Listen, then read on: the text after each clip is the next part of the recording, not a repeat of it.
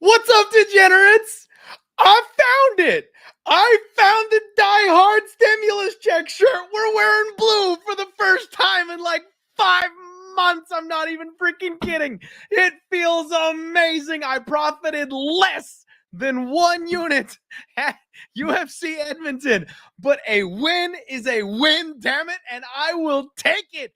We are positive. We're getting on a heater, and you can't stop us now. What is up, everybody? Welcome to the Die Hard MMA podcast. We are breaking down the historic UFC Vegas 100, and buckle in. They went all out this week. This thing rivals UFC 3. No, we're headed right back to the Apex. It's going to be an absolute dumpster fire tonight. But you guys know I am licking my chops. That is my favorite type of card. When we are dumpster diving, we're looking for greasy underdogs and catch a bounce on a split decision. Those are the nights where I shine. So I am brimming full of confidence. And the best part about all this, I am, like I said, plus 0.7 units last week.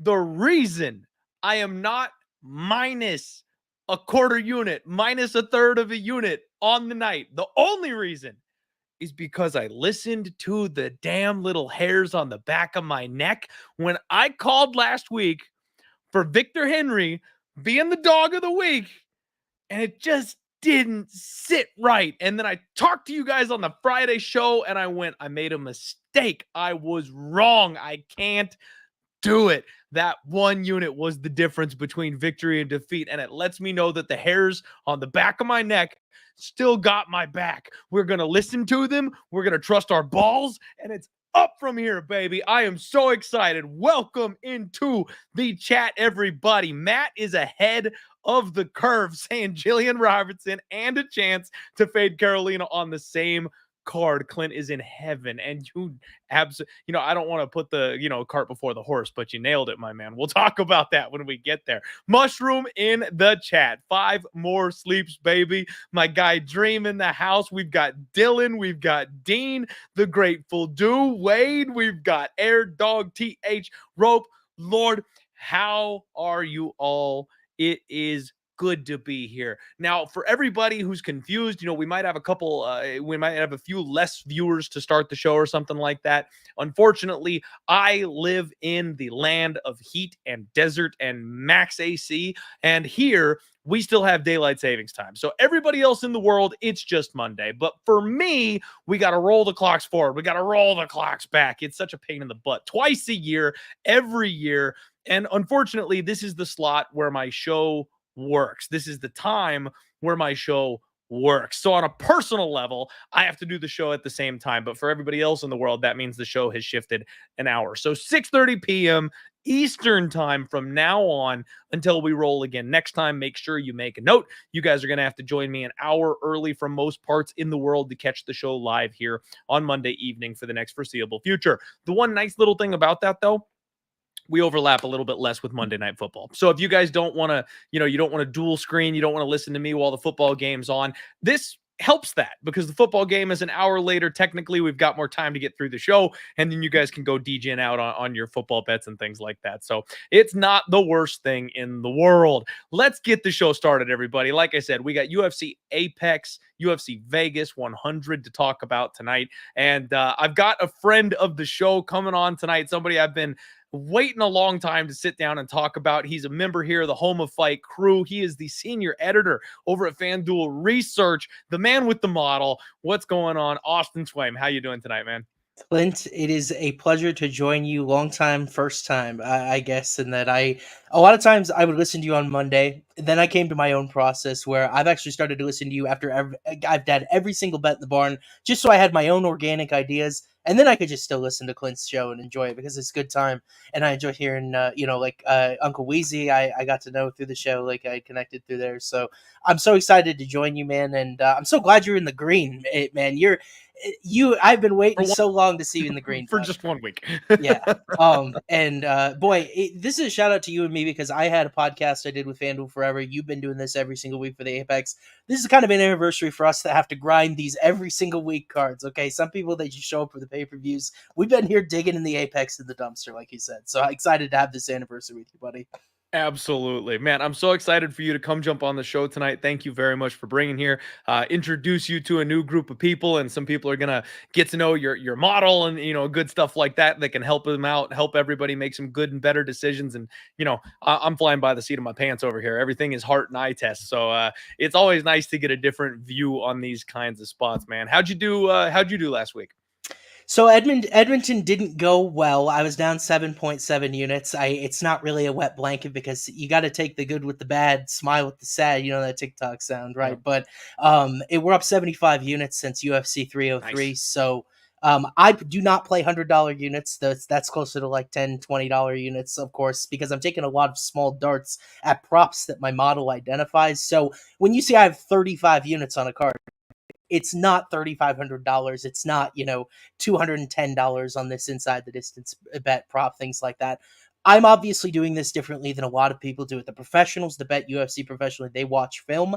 I am trying to do this in the same way people play fantasy football. So it is experimental. I have had a good run recently. I had a very bad run before that. So we're kind of all along the ride. And so I don't really look at it week by week. Could say it was as simple as Cody Gibson sub that might have flipped my night in the other direction, but everybody was on Cody Gibson sub. Yeah. Yeah, absolutely. No. So, you nailed the main event and the co-main event. We were aligned on Blanchfield as well. So it was a great card. We still are searching for some knockouts and some violence though. We went the 12-6 elbows in the frame. Bro, something's wrong when Dustin Stolfus is the only one on the entire card that gets a knockout. Giant alarm bells need to be going off for Dana White and the UFC brass. That's the fight we got a KO on? Come on. Yeah. And that was, if I had to give advice to Barrio, man, it's like that type of fight, you lose to 98% of middleweight. I really would not have done that, but he's coming out trying to make a statement in his home country, and you have to at least appreciate the balls, right? Oh, and I backed him there too, man. That's one of the big L's on my card. Really one of the only big L's on my card. The night started off, I was this close, Austin, to thinking it was going to be another one of those nights because I decided to pull the trigger on Ivana Petrovic in the first fight of the night. And the judging, man, we talk about it every week now. It's almost a tired talking point at this stage because for the entire run of MMA, judging has been questionable, but in 2024, it's been brutal. It's been criminal. And man, I know that was a close fight. Rounds 1 and 2 were close, but I thought it was 1 and 3 Ivana pretty clearly. And the split goes the other way. I had plus 185 in my pocket. There was a pile of late steam that came in, thankfully, right after I had pulled the trigger, actually. I didn't see that until after my bet was in. But that seemed to be a very popular late move. You would think that usually is a positive sign. Judges felt differently. So I thought I was in trouble from the jump, losing a split decision right off the bat. I'm glad that I took the square approach. I've told myself I believe in Youssef Zalal. I think Youssef Zalal 2.0 is a problem. And then I kind of got cold feet halfway through the week last week. I was getting a little too scared because I'm like, man, I believed in the guy when he was plus 110. And now that he's laying minus 300, I'm like, that's a big difference. I don't know if I believe that hard. But every time I've been doing that recently, I end up either betting against my guy and then they continue to win and I lose money instead of being on them betting against them, or I pass and then I just don't get the win when the whole time I'm going, hey, I believe in this guy. I believe in this guy. So I just swallowed up and I was like, you know what? It is what it is. We're going down with the ship. Thank God I put him in a parlay and I got the cash on that one because he blew through Jack Shore. I mean, I thought he was going to win, but I thought for sure it was a decision. I can't believe he submitted that guy. Just impressive as hell from Youssef Zalal. That kid just keeps getting better. Yeah, absolutely. I can't tell there's any drama at Factory X with what Yusuf has put forward, man. It hasn't seemed to have affected him whatsoever. I thought the Billy Quarantillo statement out hustling him was very impressive. And then, like you said, Yeah. the 2 wins he's compiled since are 2.0. Like, you talk about a guy that went the distance with Ilya Topuria, all of a sudden we're thinking rankings, all of a sudden we're thinking ranked matchups. You know, those things move quickly in UFC. And by the way, analytically, Zalal's a guy that's always had great defensive metrics, really improved grappling efficiency, especially in the second run. And, you know, I was talking to Maddie about the submission profit at 8-1 on our show last week. It almost felt trappy because he had 2 straight It did. wins That's by why I didn't play submission. it. Felt Yeah. like a trap. I played it very, very small because I'm like, well, Jack Shore's a good grappler in his own right. But the tendency, that's the word I use a lot when I talk with Maddie, is that these fighters they'll tell you who they are. You just got to believe them. Dustin Poirier jumps guillotines. It's what he does. Like, we shouldn't be surprised if he does it in his next fight. They'll tell you who they are. I think we should believe them. And I think some of the turnaround that I've had is that I've really leaned more into that than feeling like it was square or too chalk, because chalk can be chalk for a reason. It's true. It's very true. And speaking of fighters telling us who they are, Mike Malott is the biggest bum Canada's ever produced. Man, I cannot believe I cashed a ticket, or I got a checkbox next to his name on my parlay. Same thing as Zalal. I went, you know what? I missed with Robelis to Spain, but this is UFC giving this guy the softest softball they possibly can. And he just has to be not a tier 1 fraud to knock this out of the park. And boy, did he try. That was one of the most boring fights I've ever seen. I mean, I guess he wasn't ever in really any true danger, but there was also never any intent to separate himself. There was never any intent to go out there and finish the fight. And he just kind of floated through the process there. Mike Malott's going to be buried on the prelims for the rest of his career. Like, this kid was supposed to be an absolute star. They gave him a giant step down in competition, and he had the most boring fight of the night against Trevin freaking Giles. Like, I'm so done with Mike Malott. Thank God for Jasmine Jasudavicius, because Canada needs a hero, and it's not Mike. Yeah, absolutely. I mean, I lost quite a bit on Malott inside the distance last week. I thought minus 135 for a guy with 100% pro finishing rate. And Trevin Giles is a guy that's fragile and he makes mistakes. Felt like it checked out through, it even checked out through my model, even though I didn't see money line value on Malott. But, you know, I think both sides were to blame for a little bit of a lack of aggression there. Maybe Malott gas tank expired a little bit at the Magny fight. Maybe he's afraid to gas again. But whatever we got sure wasn't a statement. Like you said, I think buried on the prelims. I guess Jazz is going to lead the banner for Canada, although Ayman Zahabi, very, very good as well. Impressive how he was able to really inflict damage on Pedro Munoz, guy that doesn't want a lot of damage against a lot of tough guys. And his face was pretty swollen. I think Zahabi's for real. And I fell for the Pedro Munoz live bet again, you guys. I literally talked about it on the pod last week, Austin. I was like, I have lost so much money on Pedro Munoz live betting because at the end of round 1, he always looks like he's got it. He always looks like, round 1 was close. Maybe he won it. This will be the one. And then Ayman just fought a perfect game plan for 10 more minutes after that. Pedro never adjusted. He never threw leg kicks, which what the hell was that all about? I'm expecting we're going to start chopping that heavy lead leg. Never happened. So I just burned more money on Pedro Munoz every time he fights. I have to swear off. I'm done. I don't care if it looks like he's going to finish the guy in the next 2 seconds. I'm never betting Pedro Munoz live ever again. Yeah, I'm here for the Pedro Munoz Vince Morales split decision we get in the next fight. For both there of those you go. guys. Exactly. All right, guys. There's your recap from UFC Edmonton. The vibes are high. We're feeling good. This is home of fight. Do me a favor and hit the like button. Share the show if you haven't done that just yet. And let's get into this first set of fights. First fight of the night. You've got Tresean Gore, and he's taking on Antonio Trócoli. What a god-awful fight to start our night here, Austin. I mean, the first fight of the night is always one where they try to book violence. They try to book somebody that you want to see, maybe start the show off with a bang. It's usually a name that you want to see, but this one's just god-awful. I mean, Tresean Gore, a guy that had so much hype, and he's kind of trying to grow up in front of us, but it's not really panning out. I mean, at 30 years old, he's still just 4-2, which there's no experience to be had there. And he's 1-2 in the UFC, with his only win being that weird fluky guillotine over Josh Fremd, who, by the way, was the biggest fade on the UFC roster and has since been cut because he chickened out of his last fight on his contract. So that doesn't say anything to me. And frankly, he lost round 1 in that fight. So he was down 1 round Fremd did what Fremd does and sticks his neck into a guillotine for him to take home. That's the only reason Gore even has a win in the organization. He got the first TKO loss to Cody Brundage, which took everybody by surprise. He lost to Brian Battle. Now, that one's not a bad loss, but I can't even give him credit for like putting up a fight in that one based on his previous performances and what we've seen. You know, you want to go back to his Ultimate Fighter fights, and now we know Gilbert Urbina, as much as the guy's got solid skills, he's a little chinny. He can be had on the feet, and this guy got a round 2 KO over him. So are we really all that impressed with that? He's got decent power. He's got decent hands. I feel like he's a little too low volume. He can wrestle, but he's not great at it. I never know what the game plan is. He just kind of comes in there and wants to stand in front of you and bang, and he doesn't bang all that hard. So it's really hard for me to like Tresean Gore. When he first got to the UFC, I wanted to make an argument for him. I did several times. And now I'm just like, man, I think we're close to the end of the road here. If this isn't it, it's coming soon. Antonio Trócoli, 12-4.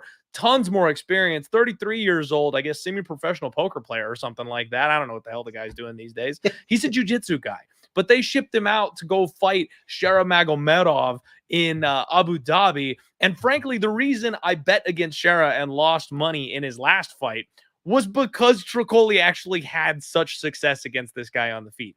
As a BJJ guy, he went out there and gave Shera fits on the feet. And that just made me scream fraud vibes. Now, I still think Shera's a fraud, but they're protecting him. So it is what it is. I gotta stop trying to bet against Evs and Ovs in Abu Dhabi. That's just tier 1 betting stupidity from me. I need to stop doing that. But Trócoli, he's been trying to get into the UFC off Dana White's Contender Series. He had his fight on that Contender Series night overturned to a no contest because he popped for every PED in the book, goes out and gets one regional scene fight, and now he's back. So I don't know what this is, man. This really has to be like a, well, we owe these guys fights types of situations. They don't want any one of these guys to win. They're not setting up one or the other. This is just contractual. We've got to fill a spot. We've got a card to put on, and we've got two guys that need a fight. So here we go. Tresean Gore is a -205 favorite in this spot. And frankly, Austin, I got to tell you, I am extremely tempted to bet Antonio Trócoli at +170 in this spot. It sounds gross. It sounds disgusting. But again, this guy stood with Shera and gave him a fit on short notice. It took him until round 3 to get him out of there. Tresean Gore doesn't finish anybody. He can't stand with anybody. I mean, Trócoli can probably pull off what Brian Battle did and win a 15-minute striking decision if he wants to. But frankly, if they get it to the ground, Trócoli's the better grappler here. So he has an advantage there too. He's much taller. He's much longer. I mean, it's gross, but I got to lean dog or pass to start the night, Austin. Tell me, what do you see on this one? Or what did your model say? What do you feel for this first fight? Well, I'm glad that you asked, Clint, because this is an exact perfect example of a fight I can't model. My model minimum criteria is either 45 octagon minutes or 5 UFC fights. And the reason for the second criteria is because guys like Tom Aspinall may not hit 45 for their entire career at this point. And the reason is because I don't want to make bad decisions off of tiny data. I'm not even sure Tresean Gore has 45 pro minutes at this point, much less inside the octagon collecting stats. So I would not model this fight because I think it would just give me a flawed result. This is kind of where I have to fly on my own with other things that I input into my model and make my best decision. And I agree with you. When you think about some things that you pointed out, I thought you made a lot of great points with Trócoli. Obviously, a lot less ring rust, given that he was just in there with Shar a few months ago versus the last time we saw Tresean Gore was over a year ago at this point. And then also a couple of things that you mentioned. The Gilbert Urbina win. He goes the distance with Brian Battle in his debut. Those guys are welterweights now, and all of a sudden Tresean Gore's still up at 185 against a guy that even has a little taste of 205 on his resume. So there's a big size discrepancy here. The only success we've seen in UFC Gore came via the guillotine choke that you mentioned, and I don't think that he's going to guillotine choke or any sort of choke Trócoli. He's a guy that has a lot of BJJ accolades, Mr. Mackenzie Dern, right? So I think that Trócoli is a decent underdog in this spot. When I first saw the line, I said, yeah, that makes sense. Gore might knock him out in the first round, but then all of a sudden, we don't really have this long, extensive list of Tresean Gore having like lights out, put your lights out type of power. It's not really on tape. It's more of the type of athlete he is, the type of athlete he profiles to be. Potential and potential and potential is nice, but when it's minus 210, it's a lot less nice. So I'm totally in the same boat as you. I think I'm leaning Trócoli or pass here. And that's a great thing because there aren't a ton of underdogs I want to bet on this card, but Trócoli is definitely one I had highlighted. Underdogs have really been tough to come by when it comes to 2024 betting, man. They really have been tough to come by. And I'm glad you and Rope Lord in the chat both shouted it out, because that was a point that I couldn't quite remember the name of the fighter that he was tied to. So Trócoli is Mackenzie Dern's guy. And we've seen this before. The UFC loves the whole power couple angle, right? Like we have had a couple different couples, and you do get a couple softballs when you're in that position.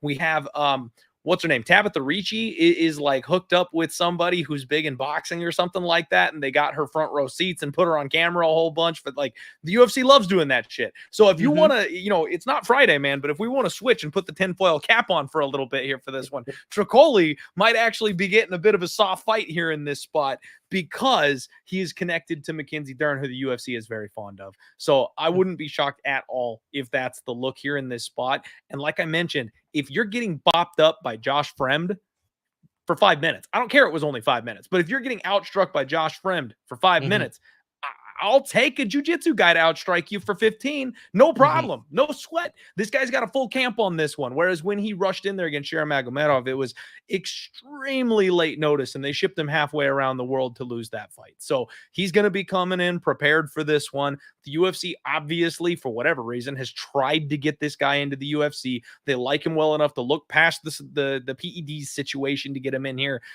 There's something there, man. I don't know what it is. I don't know why. There's something there. But that is going to kick us off, everybody. We're going to go ahead and give this another go at it. I'm not retiring it just yet. We're taking one more shot. That's the Link Memorial Dog of the Week. I still have just a small handful of cards to get this record positive from my boy Linky for the end of the year, and we're going to kick the night off at plus 170. I'm going to hold my nose. I'm going to bet Tresean Gore. I'm sorry, not Tresean Gore. Jeez.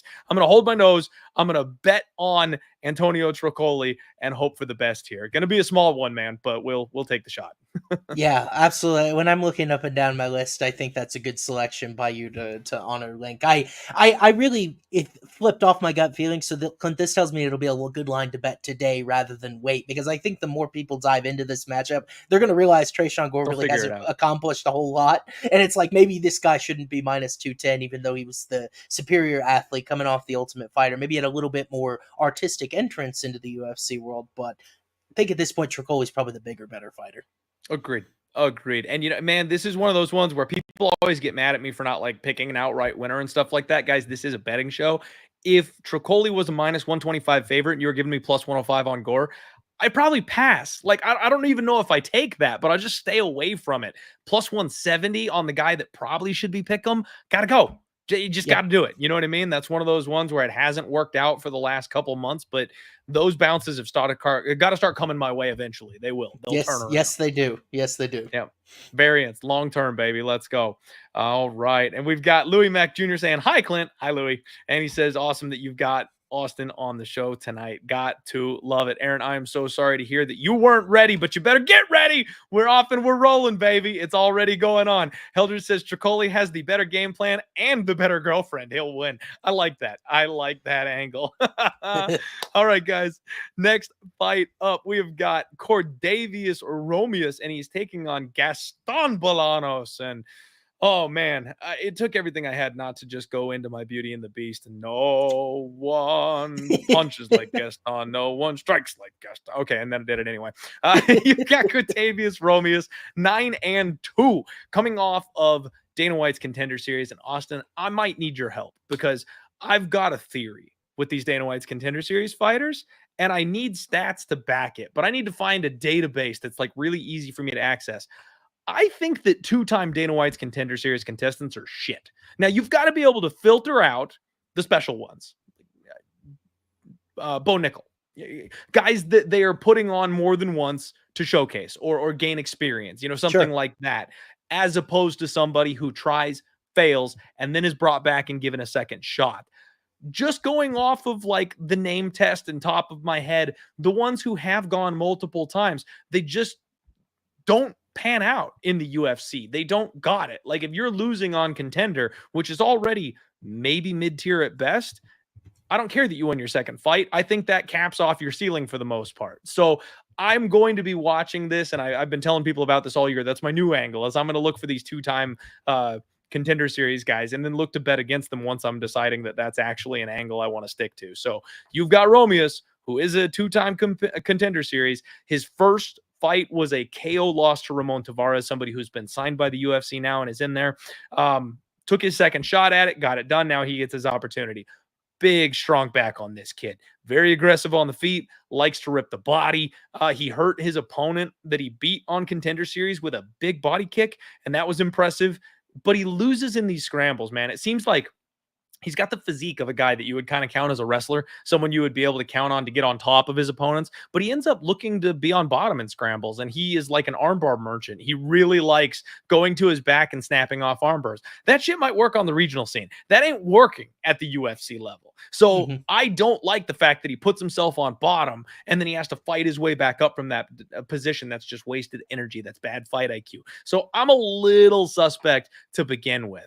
Now, his opponent, Gaston here, I really somehow just managed to get that out of my mouth. His opponent, Gaston Bolano, 7-4, is 1-1 so far in the UFC. Now, he got KO'd by Marcus McGee in his last fight, and we can't really hold that against him. I was not 1,000% sold on Marcus McGee when he first started taking off in the UFC, but I've woken up, Austin. I'm sold now. I'm a Marcus McGee fan. I get it. He's really good, and it is what it is. So we can't knock him too hard. He's a very much Dana White's Contender Series style of fighter, though, even though he's not one who participated on the show. He likes to come forward. He likes to bully people. He likes to bang it out. He wants to strike, throw spinning back fists. I mean, like, this guy's very explosive, very, very powerful. I just don't know if he's UFC level. I think he's going to get by some of these mid to low tier guys. He'll be a fun undercard fighter. Hell, he might even be the curtain jerker sometimes because you can always count on a finish coming when this guy fights. So he'll do his time in the UFC and get a couple wins here and there, but I don't think he's long for the organization. He is tough. He is durable. And because of that, I actually did a good job with the Marcus McGee round 2, round 3 finish in that last fight because you know he's going to take a beating before he goes down. I don't think Romeus can put the kind of beating on this guy it's going to take to actually get him out of there. And on top of that, I'm already excited to bet against 2 times Dana White's Contender Series guys. So I'm a little surprised by this line. Romeus is minus 205. He's got some hype around him. For what reason that is, I'm not entirely certain. Gaston Bolanos plus 170. Second fight in a row, man. This would be dog or pass for me if I was going to bet on it. I don't want to put my money, especially at that kind of price tag, against a guy who took 2 shots at Dana White's Contender Series and is now theoretically getting a step up in competition. Yeah, it's an intriguing fight where I'm not sure either guy is well equipped with the strategy to win it, which is very, very funny. I noticed what you did with Romeus, which is where it feels like a lot of times on the regional scene, his opponents were trying to take him down and he was able to very quickly reverse them or, like you said, attack via an armbar. And that is the type of low-level stuff you see on the regional scene. I don't think we have to worry about Bolanos doing that. Really, he's shown to be a one-dimensional striker, doesn't have a takedown attempt in UFC thus far. And I hear you. I definitely hear you, and I think there is something to your theory about 2 times Contender Series appearances, other than them stiffing my guy Torres Finney. Like, that was based on, but I think a good example is that tall guy. I'm not even sold on Torres, man. I don't know. Yeah, I know. Torres might get bum performance. But like Belgarui, the tall guy that they had back on there this season, and they gave him some absolute can, and he barely got through him. So they just squeeze by. I totally agree with you there. Now, I will say I think the one caveat is when it is kind of a quick one punch and go knockout. I've done a lot of research on this, and some of those flash knockouts that can change the course of UFC history, there's a little bit of a luck element involved to them, especially if the fighter doesn't show like elite level power data. I am a believer in Ramon Tavares' hands, so like I think it's decently excusable. Now, that said, it's not a good show of durability against a guy in Bolanos, so I think you nailed it. Is aggressive, does come forward.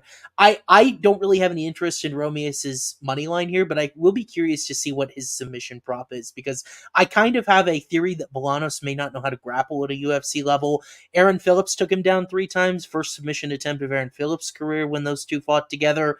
And Phillips was not a guy who I profiled as a grappler going into that fight. I like Bolanos at chalk. He was only able to drag it down to a decision.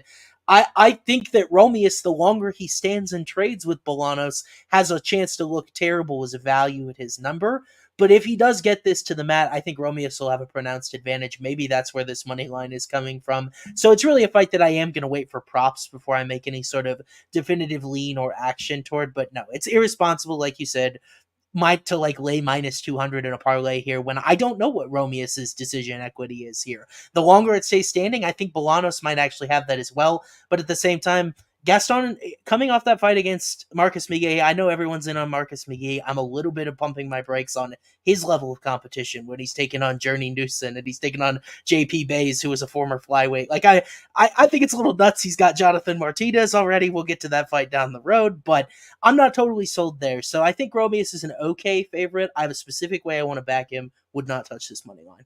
Okay. I mean, I'm glad we're kind of seeing it eye to eye here. And it's interesting because the first fight of the night, I'm willing to take the leap. I'll take the shot on the dog. This one is dog or pass. I don't think I'm betting it, though. You know what I mean? It's one of those where I'm like, like my gut says to bet it, but it could be like the old value loser where it looks like you should have won the fight like last week, and then you just get the split decision on the wrong side, something like that. I'm trying not to just give away cash. So yeah, we'll probably end up passing on this one. I will say dog or pass, but I think that decided grappling advantage you mentioned, maybe where the money line's coming from, and that could be a valuable point. If he falls on his back and looks for arm bars against, other people that know how to grapple, that may not happen against a guy that doesn't know how to grapple. He might find his way on top in that situation instead. So sure. Good shout by you. All right, guys. Hey, there's my boy Razor Sharp Picks in the chat. What's up, Razor? If you guys don't know Razor, you should give him a follow as well. My boy, one of the sharpest handicappers I know. Very, very good, especially when it comes to football, baseball, all that kind of stuff. And the best horse capper I've ever met in my life. This guy does multi-hour long live streams betting horses and stuff like that. And I've seen him have massive scores. I think he hit, for no joke, like 60K. He hit like a superfecta, one of those ones where it's like 8 races in a row or something like that, and cashed out for like 60 grand just a couple of months ago. So, oh my God. Absolutely unreal what that guy does. It's awesome. Good dude, good people. All right, guys, here we go. Next up, we have got Melissa Mullins, and she takes on Claudia Segula. And oh boy. Okay, so what do we say about this one? Melissa Mullins is a little bit of an enigma, I guess. 6-1, 0-1 UFC run. She got her UFC debut in enemy territory against Cornol.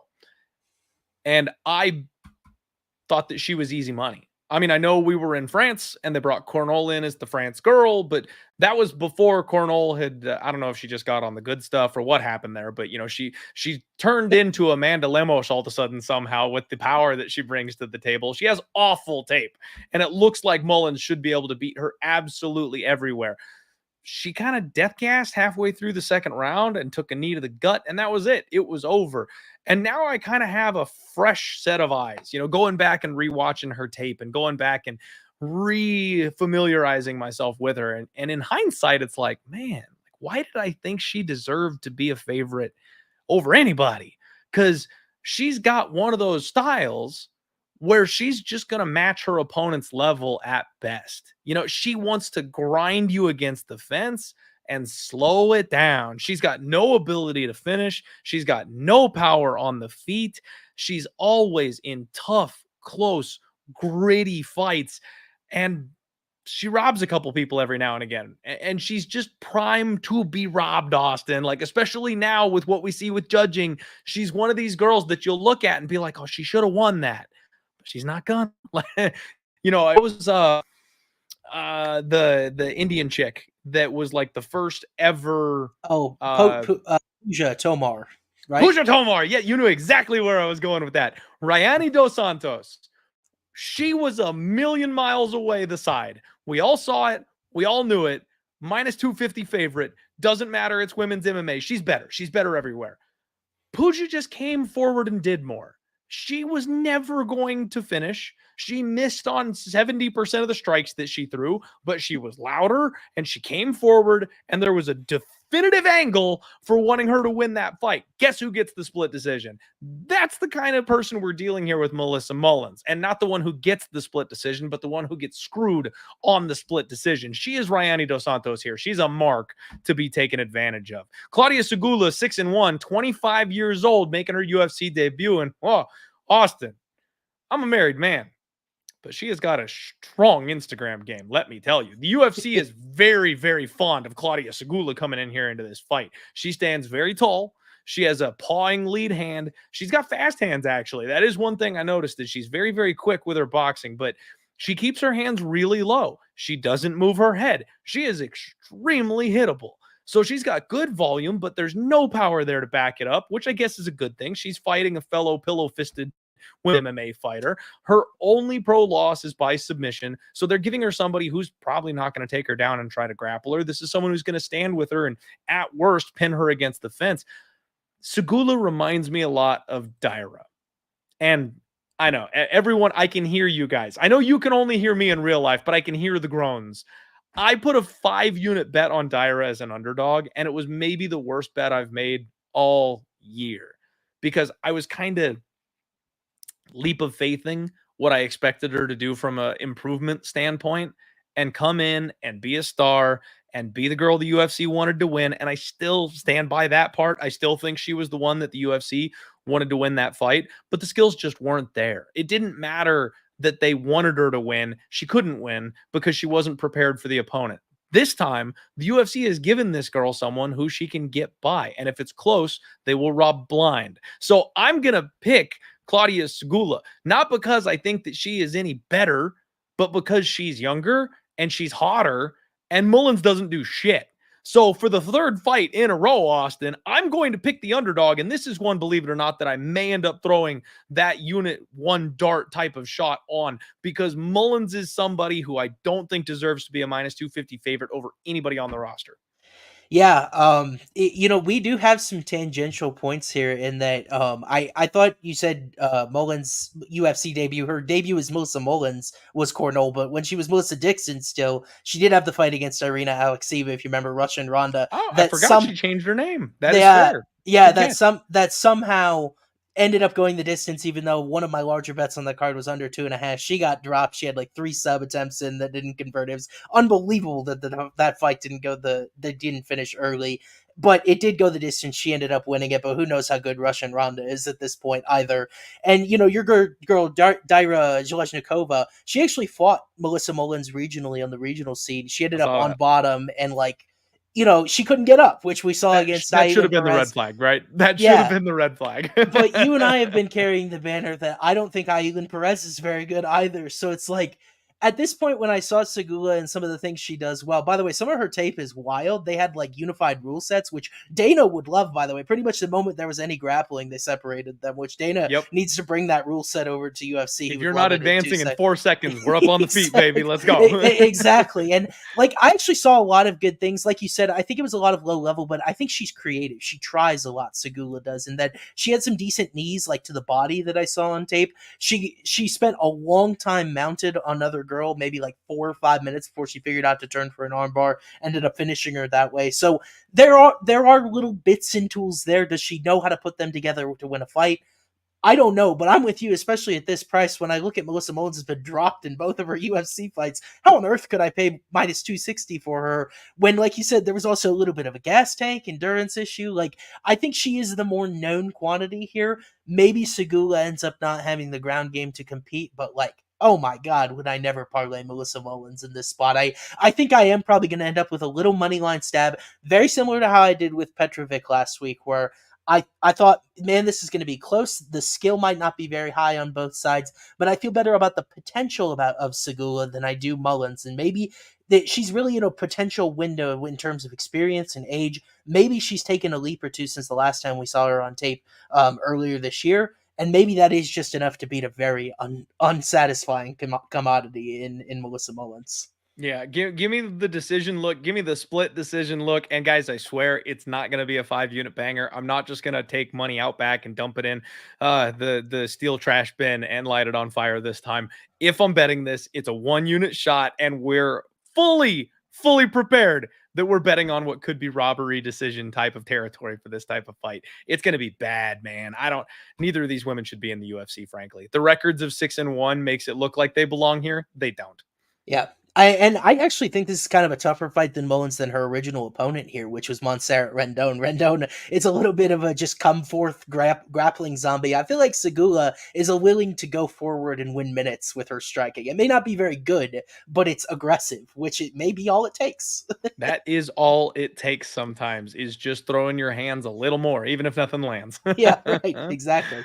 All right. Next up, we got Cody the Spartan Stamen. He's taking on Damon Blackshear, the monster. I do like this fight, man. Cody Stamen, 21-7-1, 34 years old. 2-fight losing streak, poor guy. He reminds me of in my old age, I'm running out of names. There's so much turnover in the UFC. One of my favorite flyweights, the guy that lost to Henry Cejudo, that never quite got to gold. Megan O'Leary's husband. Damn it. Why am I forgetting his name? Benavidez? Yes, thank you, Joe Benavidez. I can always count on you, Austin. You're the man. I'm like typing it here to look him up. The O'Leary actually was what did it for me. I'm a face guy. Yeah. When I like work or when I have like networking meetings with people, I'm the guy that goes, yo, bro, like, because I don't know your damn name. Like I can't, unless I've seen you 5 times, I'm not going to remember your name, but I know your face. I know I've seen you before. I know I've met you. So when these older fighters hang it up and retire every once in a while, I'm like, I can see your face, but the name is gone. Yeah, and we got Rope Lord in the chat. Thank you. Benavidez. Yes, Joe Benavidez. He reminds me of Joe Benavidez. He's a guy that was right there, man. Like, you've got all the skills in the world. You know, Bisping was a Joe Benavidez, and then he knocked out Luke Rockhold. He got his shot. He made it good. Benavidez is what the other side of that looks like. You got your shot and you ran into Demetrius Johnson. Like, you were right there, but you didn't quite get it. Cody Stamen's one of those guys. He's never quite gonna get there, but he's phenomenal everywhere. He's a good boxer. He's a very strong wrestler. He's a little on the small side, but he makes up for that with physicality and that frame, that muscle that he's built and packed onto himself. And like I said, very good boxer, but another pillow fister. He's got no hands, man. He's got absolutely zero power to his name. And I don't know if you remember, but the one time, like the one UFC level knockout this guy has ever gotten was when he knocked out chinny, ready to retire Eddie Wineland. And it was there for whatever reason. It was some big story leading up to that week that you've never knocked anybody down. You've never knocked anybody out. And it was like, he was getting all amped up about, oh, what about no power now? It's like, bro, like he was Eddie Wineland. Like, Eddie Wineland gets dropped by everybody. That's his calling card. And so I'm sorry. I just found that whole situation hysterical that he'll die on the hill that he's got power because he knocked out Eddie Wineland at 42 years old. But anyway, I digress. He is taking on Damon Blackshear, who I'm a fan of, man. 14-7-1. Damon Blackshear is 30 years old, and he's been a little bit of an up and down situation in the UFC. Kind of took the place by storm at first. Everybody got all hyped up. The draw with Youssef Zalal was a crazy fight. He fought well with one of the Basharov bros. He's 2-2 in his last 4. Wins coming via finish over Luan Lacerda and Jose Johnson. And then he's lost his last 2 in a row. Now, the Mario Bautista fight, no shame there. Another good fight, another competitive fight that he looked okay and did well and lost against a contender-level fighter. So you can't really knock him for that. Then they give him Montel Jackson, and I was one of the people that fell into the trap. I thought he was going to be okay and get his wrestling going there. One-punch KO. Montel Jackson just buried this man.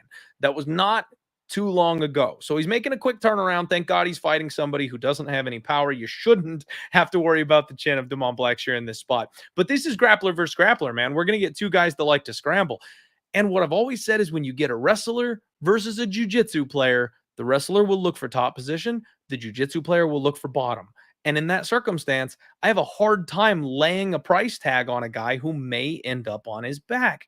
Now, I think Damon Blackshear has enough of a striking advantage and just an athleticism and speed advantage that it probably makes up the difference. But this number makes me nervous, man. We got minus 280 for Damon Blackshear. The comeback on Cody Stamen is plus 220. For a guy that's been around the block, who's incredibly established, he's taking on somebody who essentially is 500 or less in the UFC.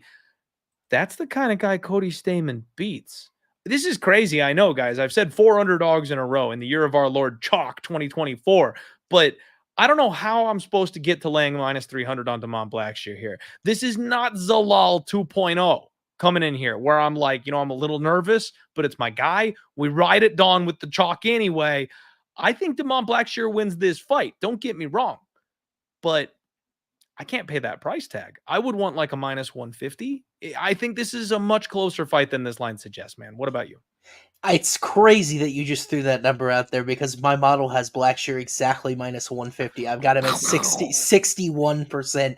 People think I'm crazy. This is the first one that I came to. And by the way, if you love parlaying huge favorites, I'm sorry that my model's probably going to be a very big disappointment. A lot of my favorites end up falling in this tier. The largest one I think I've ever forecasted is like minus 265, something like that, because I'm working off of implied probability, and realistically, matchmakers set these fights to be somewhat competitive.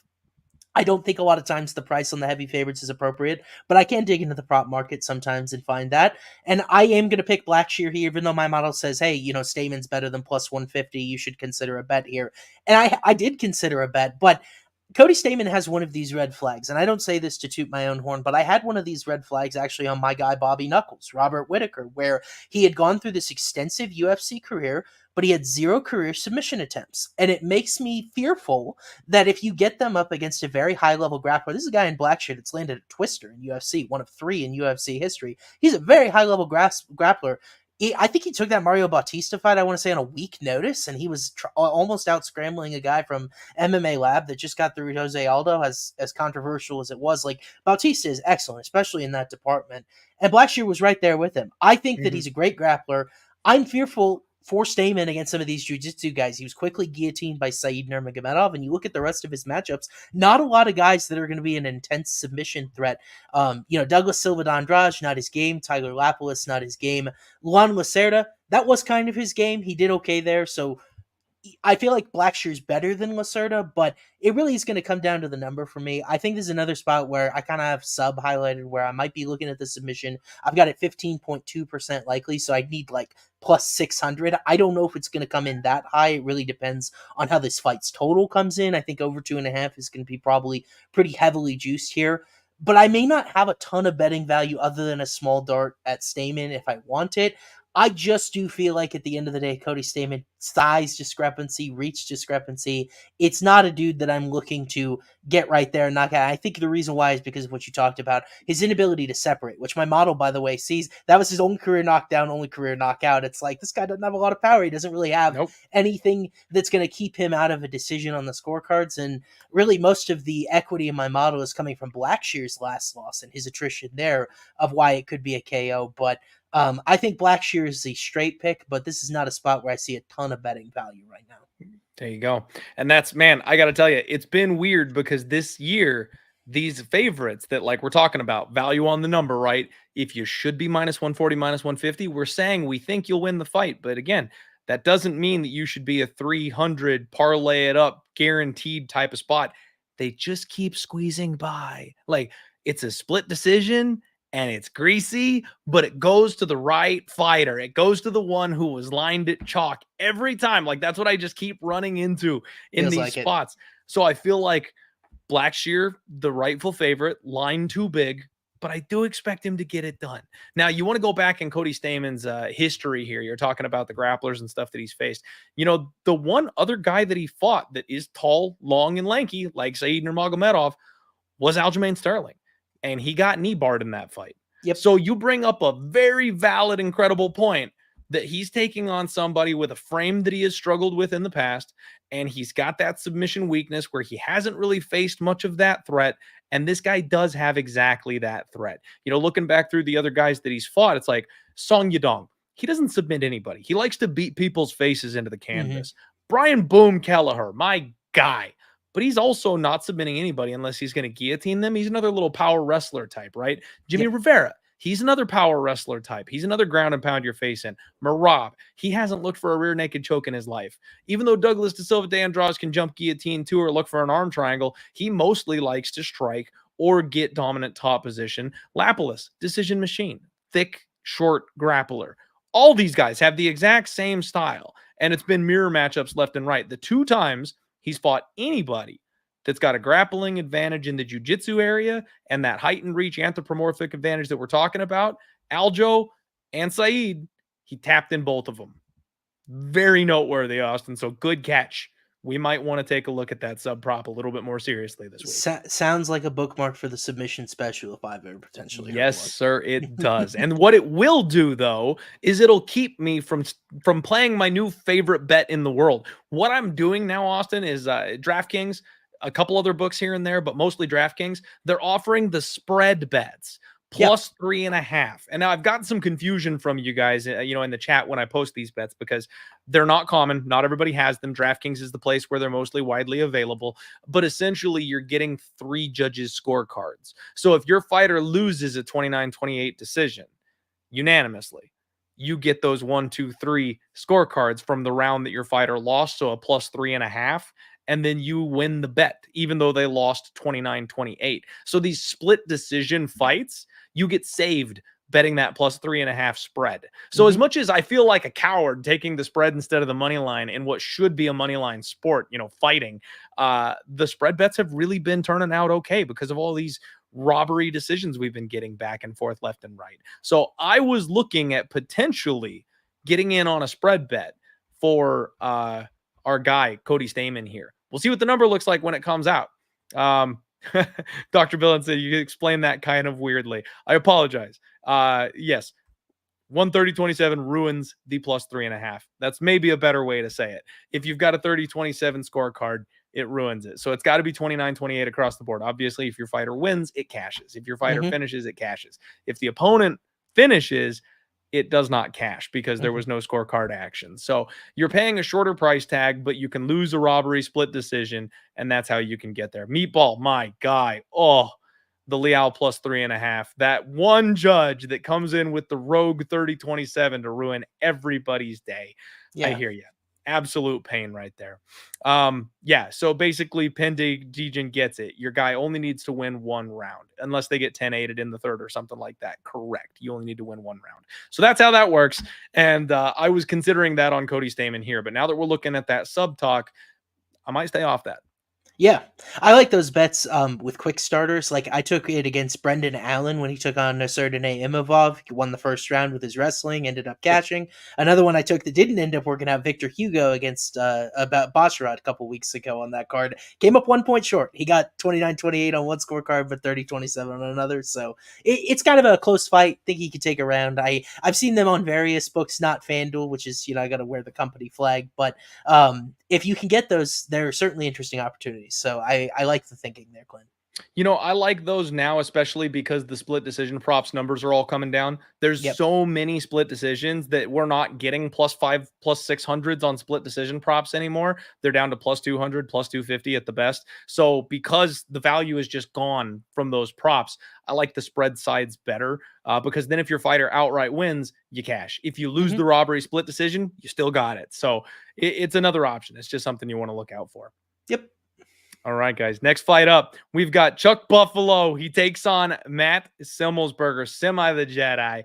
And Austin, this is maybe one of the weirdest fights on the entire card because Chuck Buffalo is a guy that I've got a real weird past with, okay? When he made it to the UFC, I'm like, buddy is 33 years old with like an 8-2 type of record. Like he doesn't look all that great. He's got flaws. He never really looked good on the regional scene. He's got knocked out. Like I'm not high on this guy. And I literally said that they brought him in to lose to Mike Mathetha, Blood Diamond. I was like, they're shipping this guy overseas to be the one guy that Mike Mathetha can get a UFC win over. And he gave Mike hell. He came in and did everything he needed to in that fight. A good old-fashioned American power got in there, got some wrestling on him, got some power on him, likes to get in your face and throw bombs and wing hooks. This guy is fun to watch. I will give him that. And then we talked a little bit about Gilbert Urbina recently, right? We talked a little bit about that. He's not all that durable. And I tried to warn everybody because the night they matched up Urbina with Chuck Buffalo, Urbina was a big favorite.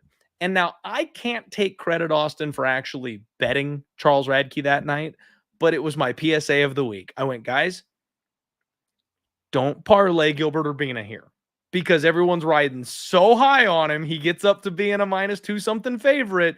Everyone wants to parlay him. I was like, this is the kind of spot where you get a guy that will just not respect him and come forward and crack him on the jaw. And that'll be when he goes down. Yep. I didn't cash a ticket, so I can't victory lap it, but I called it. And that's exactly what happened. Urbina's got all the skills in the world, but his durability lets him down. So then my opinion changes on Mr. Chuck Buffalo. And I'm starting to think, you know what? Maybe I was a little harsh on him. And maybe this is a guy that we might be able to make some cash on. Now, we'll talk about Carlos Prates a little bit later in the show, you guys. But I did take a flyer on Charles Radke against Carlos Prates, because I think if you crowd Prates, he's got that reach, that length. If you get in on him and you make him uncomfortable in the pocket, I don't think he's the most durable guy in the world. He just has a skill set, an attack that it's very difficult to get to him. So not many people have the opportunity even to touch him up to get to that durability issue that I kind of saw on his tape. I thought Charles Radke would be able to do the same thing he did to Urbina, crash the pocket, get in close, hurt this guy, and then get the win. That didn't go so well. Looked okay for about 3 minutes, and then it was over. So now we got to, again, kind of reassess where exactly does Charles Radke fit in this entire picture here. Matt Semmelsberger, people can't figure this guy out. He's the most recency bias fighter on the entire card, I feel like. He's 11-7, 31 years old. He's had a bit of a tough run here. 3-fight losing streak at the moment, but he's just shy of 500 in the UFC to this point in general. His losses are to good guys. Chaos Williams, Alex Morono, Jeremiah Wells, Earl Medic, Preston Parsons. You know, these are not all-star names, but they're solid names. They're guys that belong. And he's got a win over Jake Matthews, which was the one that really caught everybody with their pants down. You know, every time everyone's sold that Matt Semmelsberger is it and he's going to come out and do the damn thing, you get a Morono fight where he gets the brakes beaten off of him. And he's tough. He'll hang in there. He's not going to quit on himself. He's durable.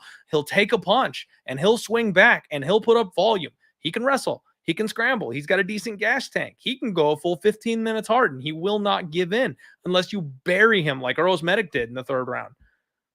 But damn, man, you look back at the list and his wins are AJ Fletcher and Martin Sano. Like those just have not aged very well. And Jake Matthews is well known for having a letdown performance now and again where he just doesn't show up. He just can't quite get over the hump.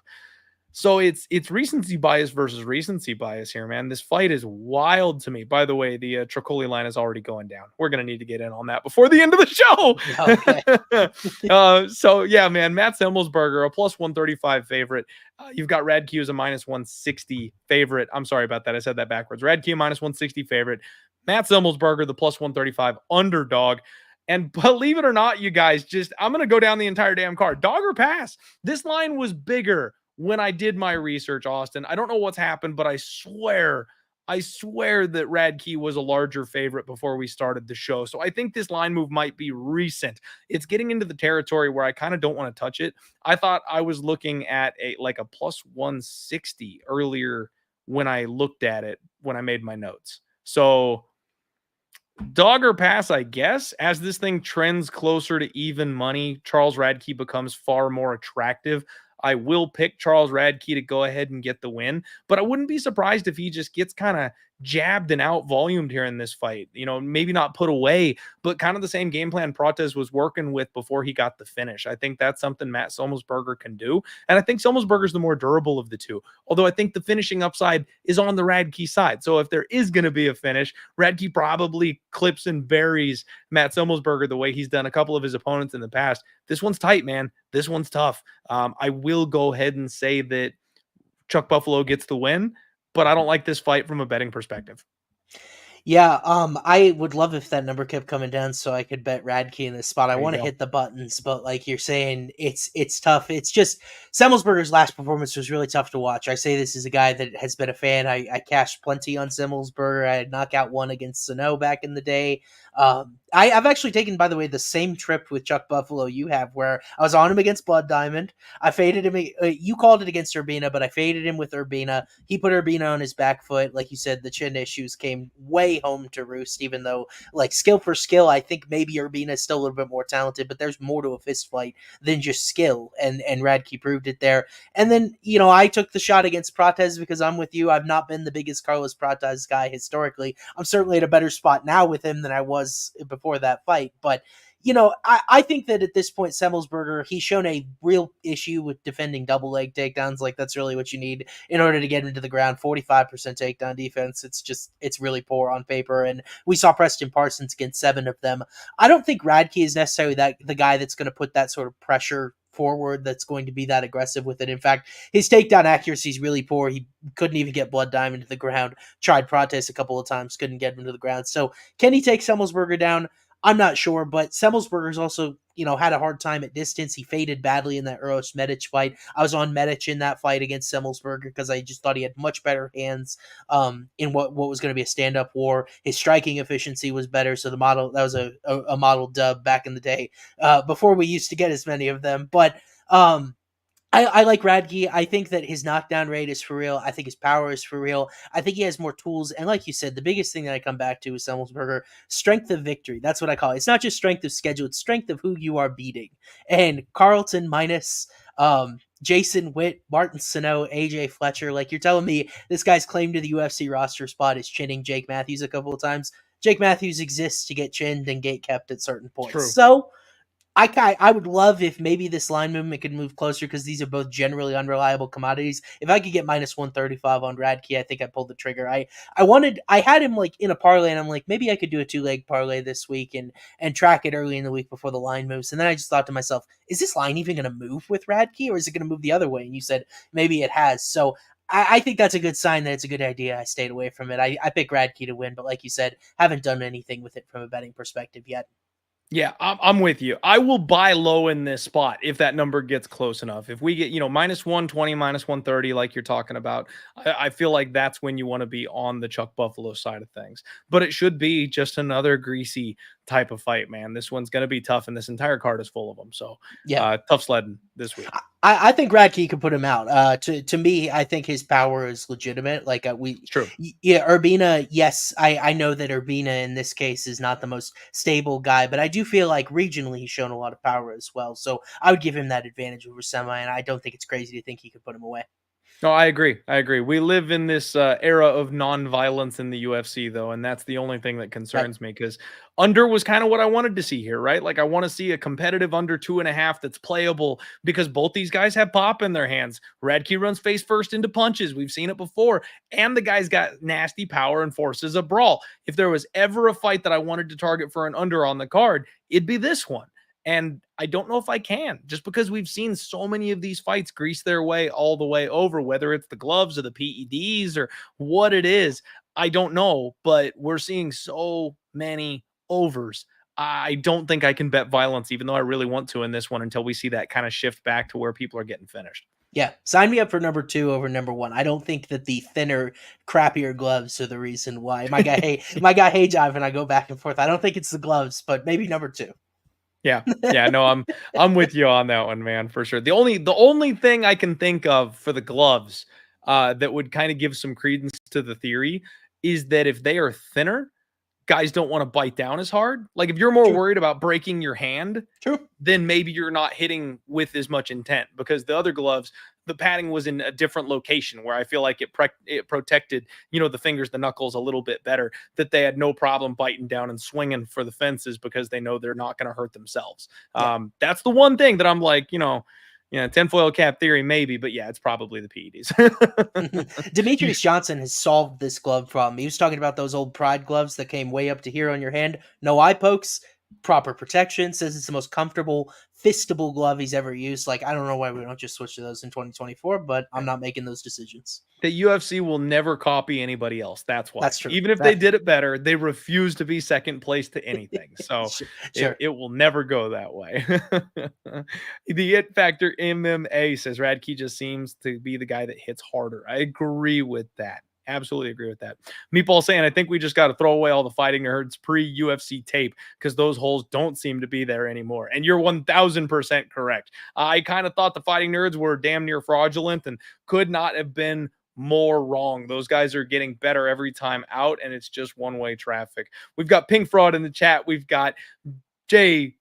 What's going on, baby? Chalky Bets saying, is there a Cash App or Venmo option since we can't donate through the YouTube? Well, guys, first and foremost, we are trying to grow the YouTube. So hopefully we'll be able to do super chats and things like that here in the very near future. There's a subscription requirement. I believe you need to have 10,000 subscribers. And then there's also an hours and views requirement. We're getting to that with all the live streams and stuff like that I do. We'll eventually be able to get there, and we will be able to do that. But Chalky Bets, if you hit something big and I helped you get there and you do want to show some appreciation, I do have a Cash App or a Venmo. You guys can always hit me up with that on social media. I'll be happy to, toss it to you over there if you want to do something. But frankly, I stopped throwing that out there because unless you're fading me, that's the only way you're that's the only way you're cashing any type of bets or anything. Hopefully the analysis can help get you guys to a profitable bet. That's always the plan, but nobody tailing me straight up is doing any good this year, unfortunately. Yeah, and gambling is not a linear journey. Like, this because you've been doing it for a few years. Like, Absolutely. I at one point was down 66.5 units tracked lifetime. I currently am lucky to have the green circle next to my name with my Bet MMA Tips account right now, but it is going to come and go. You're going to, if you do things the same way, you're going to have excellent years. You're going to have down years. You're going to have years where variance works against you. In the long run, if you can go 59% on your bets and have a 5% ROI, you are a darn good sports bettor. So I believe in Clint to move forward. Clint's going to have some big weeks here before too long. I appreciate that, Austin. And yeah, I'm more of a boomer bust guy. I am the Francis Ngannou of sports betting. Like I'm either gonna get dragged to a bad decision and have the worst fight in UFC history against Derek Lewis, or I'm gonna finish you in the first round. That's how I play the game. So we'll get some of those knockout blows going here pretty quick. Dixon Sider asks Austin, since you and Clint are twins, are you into redheads as well? No comment. You'll love to see it. All right, guys. Next up, we have got Mansur Abdul-Malik, and he is taking on Duško Todorović. Thunder. Austin, this one's a throwback for me. I thought Duško was off the roster. I honestly had no idea that Duško was still employed by the UFC. 12-4, 30 years old. There's not a lot of fighters left that when they made it to the UFC, I just circled as a fade and said, I don't care. I'm betting against this guy every chance I get. Duško is one of them. This was back when the Contender Series was just getting the ball rolling, 2019. I was like, man, everyone's talking about how good this guy is. I just don't see it. It looks like he is losing right up until the point that he wins in any of the fights that he does actually get a win. And then you're looking back at the guys he's finished, and Daquan Townsend, Maki Pitolo, Jordan Wright.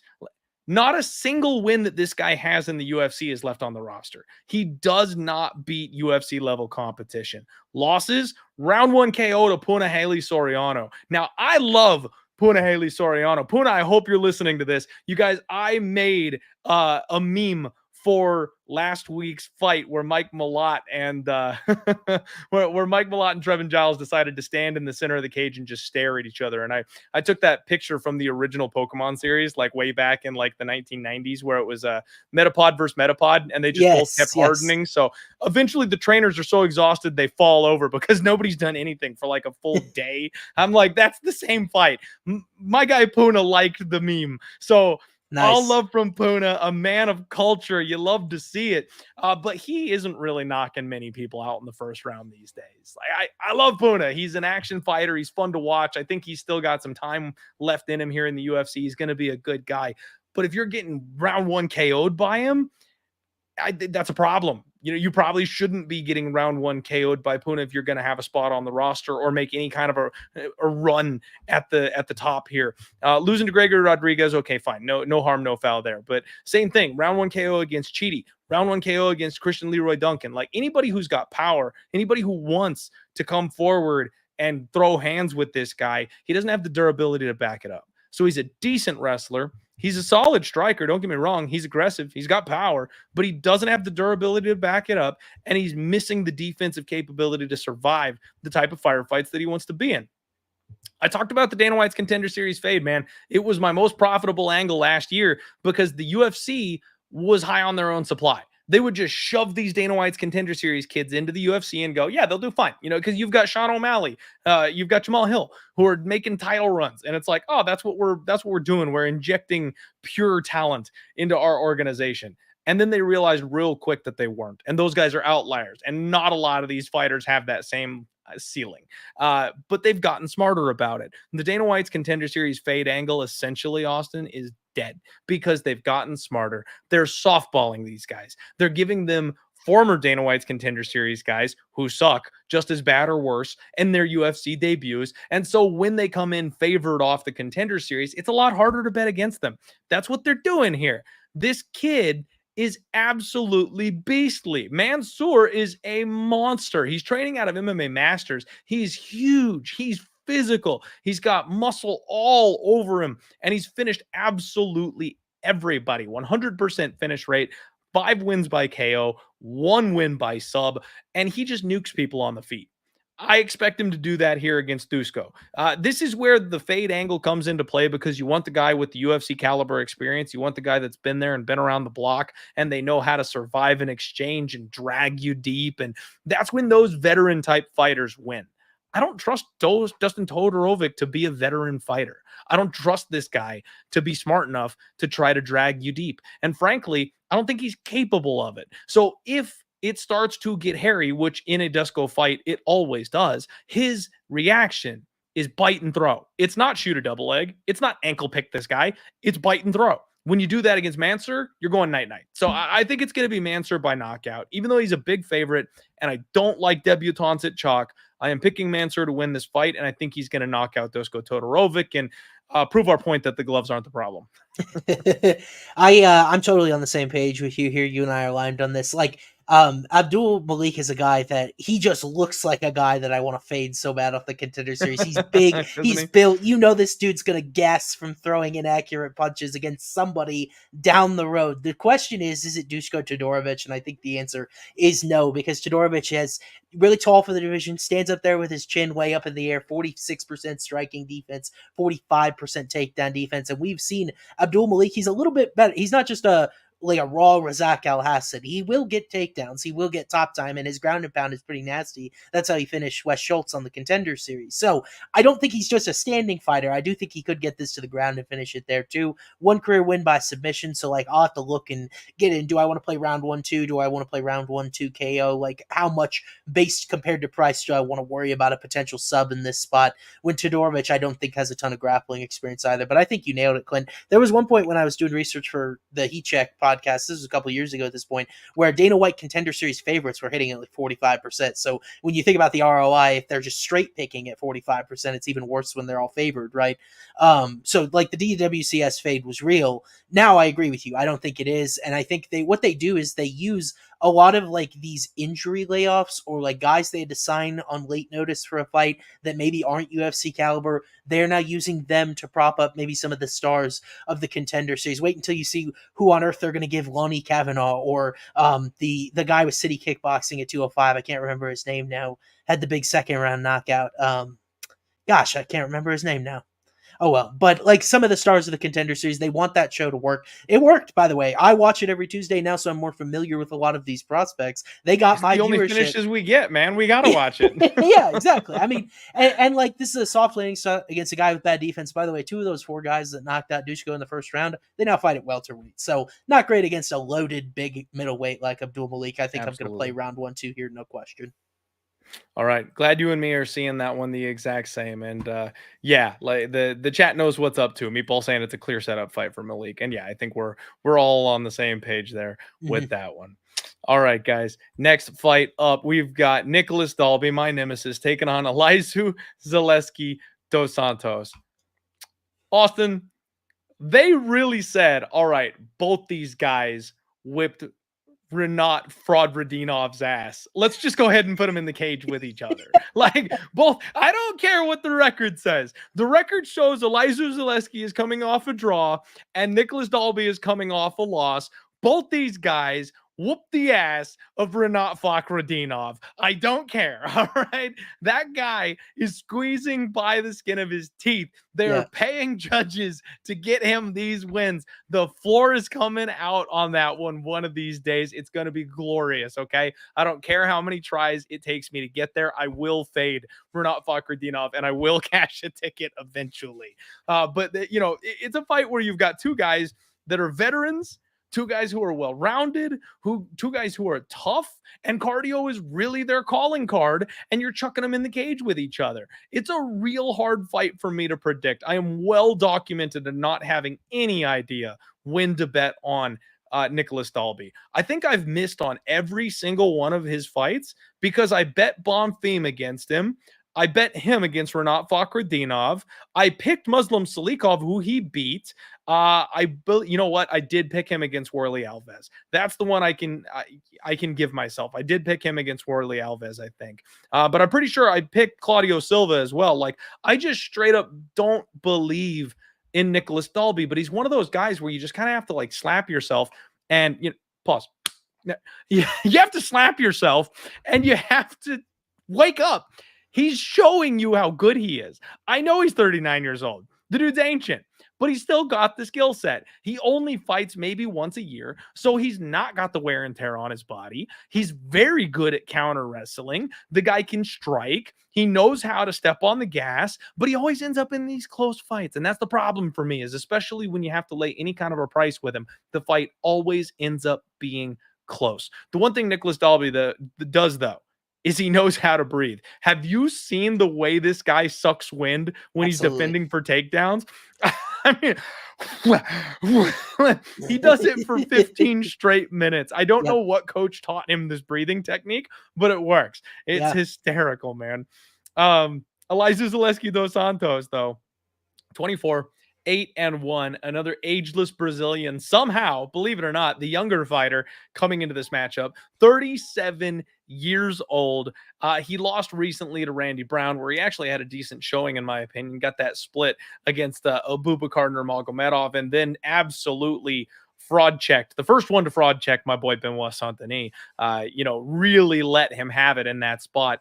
Elizeu's old, but he's still got it, man. He's got good, solid takedown defense. He's a BJJ black belt. We don't see it as much anymore because he likes to work with his hands. What is the deal, Austin, with grapplers who learn how to strike? These guys who make it to the UFC that are credentialed grapplers and they just whoop everybody on the ground. They get one knockout and they just fall in love with their hands. This guy will throw knees, spinning wheel kicks. Like, he just loves to go out there and take heads off. And I feel like he'd win more fights if he just grabbed necks the way that he used to. Sure. But I digress. I think this is a very competitive fight. And I will go ahead and pick Elizeu Zaleski dos Santos to win the big moments, to score on the spinning heel kicks, to wow the crowd and ooh and ah, and get those minutes that he will rob a guy like Nicolas Dalby of, who's just a workhorse who wants to come forward, meat and potatoes, and not do anything special. He's a plus 102 underdog in this spot, and congratulations everybody picking Nicolas Dalby, because I just guaranteed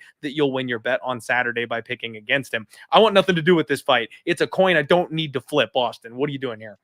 So unfortunately, I've decided to flip the coin because I just trust in my model. Man. Yeah, I trust in my model, but I think we all know what kind of fight we're getting here. I've got this fight modeled 87.1% to go the distance. I honestly think most of the rest of that could be injury related. Like, these guys seem primed for some greasy apex decision where all of us gamblers that picked a side get mad one way or another because 29-28 didn't go our way. But like, I think you make a good point about the big moments for Zaleski dos Santos. The thing that I like about Dalby, and then I think my model recognizes as well, is that the weird breathing and stuff, he has found a way to put a pace on guys and win a lot of round threes. I would make him a heavy favorite to win round 3 in this fight. The question is if he's dropped the first 2 before that, because we've seen Easy DS slow down a little bit. And like, it is a close fight. These guys are both veterans. By the way, Dalby not officially finished in 13 UFC appearances, even though he was dropped and finished by Jesse Ronson, then he got overturned by a drug test. But he's still very durable. Zaleski dos Santos very much the same way. Like, I've been fading Dalby a lot recently, and especially like the Bonfim spot really bit me bad. Like, I liked Bonfim inside the distance a lot there because I felt like it was good value because Dalby hadn't been finished, and here comes this big athletic grappler in his prime, and then he ended up getting fraud checked. So like, Dalby's not been super kind to me, but I've got him modeled minus 130 here because of some of that pace, because of some of that cardio. I went ahead and I played him at a minus 110 that I found. So I'm trusting my model there. I will be honest that I anecdotally maybe am not super pounding the table for Dalby to win, but showing a little bit of value, I had to take the plunge. So we know what type of fight we're getting here, man. I'm not going to complain if I end up losing this bet, but just got to do what's got me here to this point, I think. Hey, fair, man. And I just got to stay away from what's cost me. And that's any fight with Nicolas Dalby involved in it. And I've dove headfirst into these fights every single time without fail because I think I see value on a number. And I'm just wrong, man. I'm just wrong every single time. And I got to ask, Austin, how much juice was Jesse Ronson on? Because not a soul, not a single human being has ever come that close to hurting or finishing a guy like Nicolas Dalby. And Ronson took his head off. I mean, he must have melted the urinal when he pissed because that guy was nuclear to be able to have that kind of power. I was so sold on Jesse Ronson as being the next big thing because of that fight. And then you've got to rewind and look back and be like, gosh, dang, like poor Dalby. Like how does his teeth not rattle when he chews? Because that guy had to hit him like a freaking baseball bat to pull that off. Yeah, and then Ronson goes out and gets finished at 155 by Joaquim Silva. And exactly. As soon as they took him off. Hey, by the way, we got a Ronson UFC comeback now that USADA's out of the picture. Let him fight at 170. Let's see what Give it to me. Give it to me. Juice Ronson to the gills and get him back in there, baby. Let's go. Bring back Uberim while you're at it. Yeah, absolutely, dude. We're here for it. How old is Alistair at this point? Maybe in his like mid 40s or so. Who cares? He's making 155 before he's making heavyweight these days. Have you guys seen him? Yeah, maybe that's Stipe's next opponent after he gets done with John. We'll bring him back against Uberim. There you go. I like it. All right, guys, real quick, we got to shout out the sponsors. As you know, this is the Home of Fights. We are on the Home of Bets YouTube channel. I want to let you guys know that while I am absolutely buried as far as my results are concerned, the boys here at Home of Bets are up 140 units in the year 2024. They're absolutely crushing. They destroyed Dana White's Contender Series. We've got a promo code for a free trial every single week. Unfortunately, the one we've got right now is from UFC Edmonton. It's promo code Canada. And I think it might still be active. You'll have to give it a shot, and let me know. They don't do the promo codes until closer to fight time. So circle back. I'll update the description of the video here below. But click that winnable link down there. It's a lot like Dub Club where you can get the picks from the guys sent directly to you there. They are proven long-term tracked winners, and they don't have as much swings as I do. If you guys want to profit and just tail somebody and not think about it, check out the boys here at Home of Fight. I will get you a promo code so you can get a 5-day free trial. So circle back on like Friday and take a look at the video and see what that is. We'll make sure to get you hooked up again this week.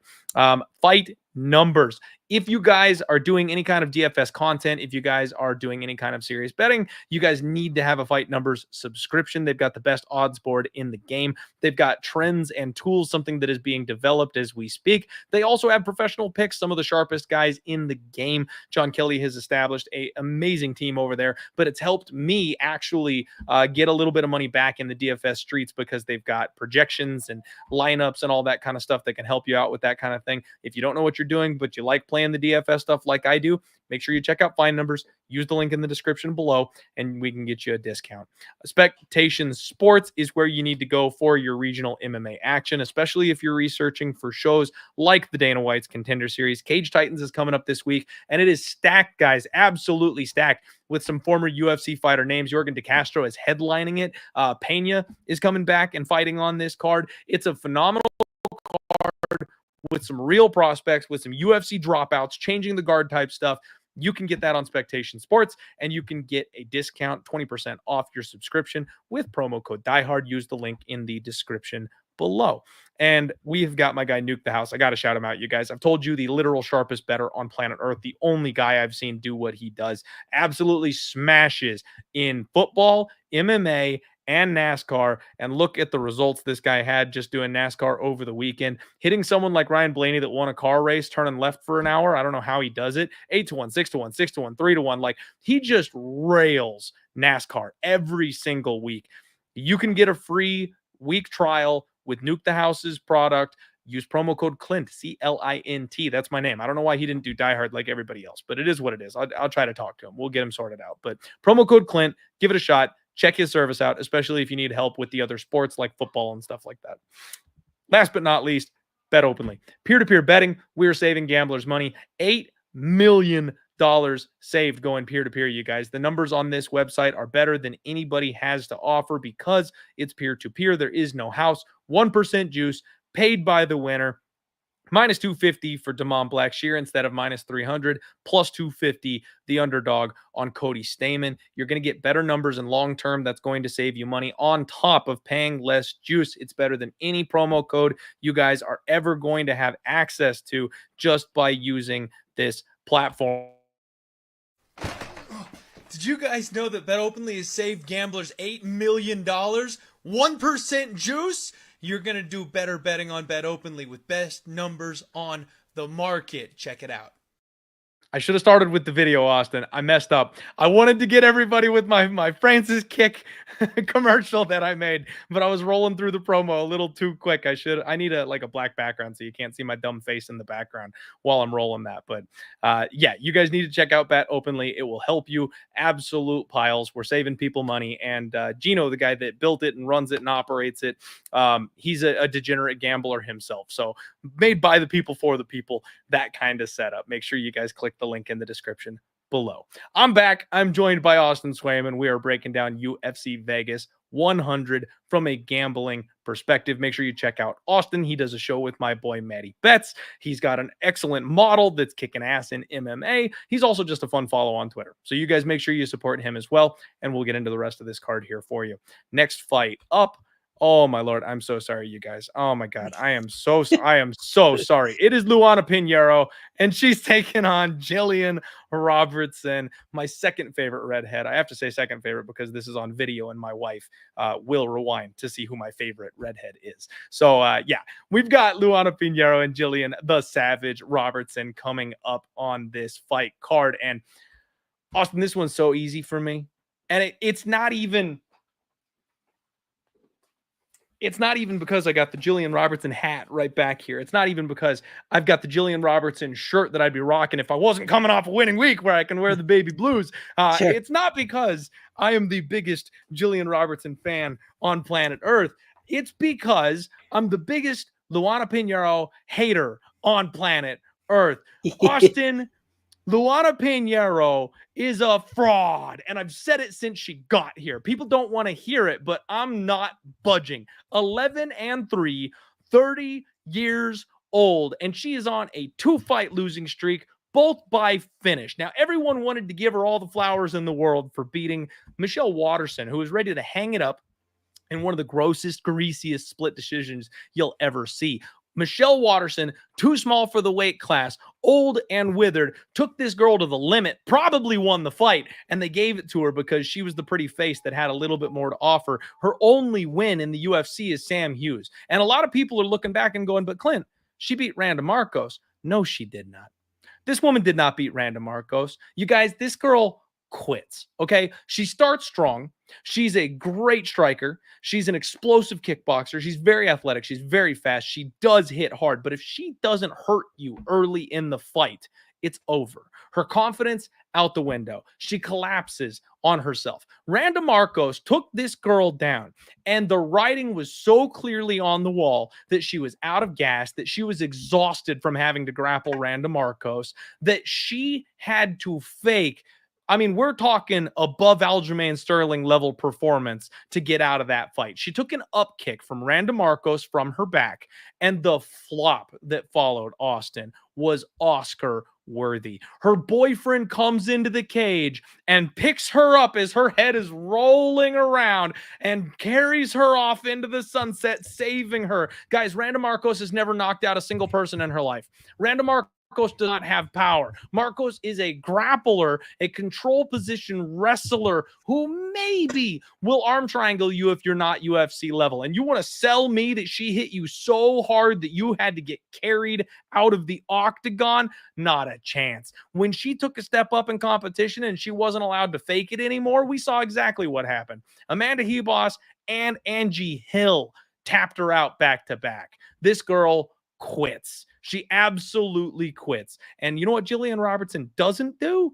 Quit. She's going to get in your face. She's going to pressure you. She's going to put you on the back foot. She is absolutely massive at 125 pounds. She's going to drag you to the floor. It doesn't matter if you try to get back up. She'll take you down again. And then she climbs into mount and she looks for the back. She'll take your back. And you know what? If you don't give it to her, she's starting to throw elbows these days, Austin. Gillian looks for that ground and pound TKO. If you don't want to give up the neck, she will force you to give up the neck. And whenever you've got somebody who is tired, who is wounded, who just doesn't want to keep going, they quit.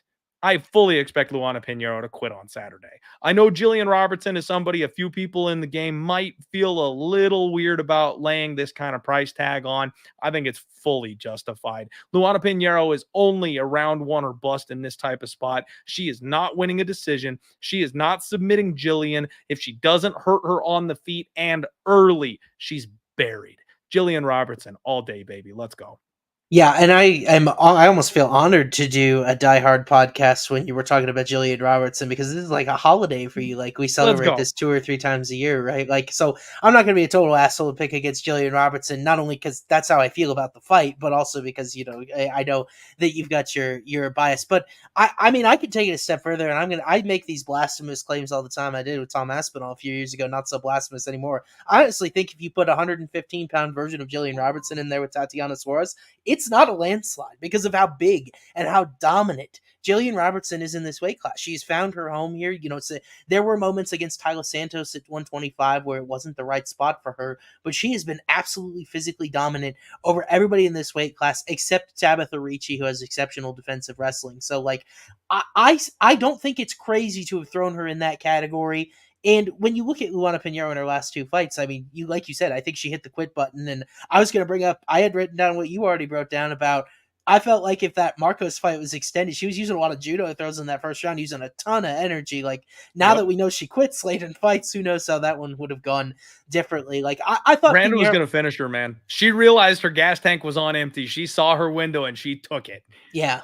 And I think, you know, it's just, she's pretty unreliable in general. 66% takedown defense is shown to be gettable. She was obviously just submitted by Angie Hill. And, like, MMA math is not perfect, but you look at the difference just specifically in the wrestling and grappling element of how the two were able to approach Michelle Waterson. Pinheiro really couldn't even get her down. Robertson was dominant for all 15 minutes. And by the divine act of God, didn't end up finishing Waterson in that fight. Like, she was enduring an absolute beatdown. So I am buying as much Gillian Robertson stock at 115. So is my model, by the way, because her finishing danger relative to other girls in the division, everyone I line her up against, it is showing a huge edge in Robertson's favor because of how often she gets TKOs or submissions, as well as her submission attempt rate. So I got Robertson like 63.1%. So I don't know if I would bet her money line straight, but I do think it is a good proposition because I feel like the world is going to be on Robertson 2-3 because of how Pinheiro has quit in fights thus far.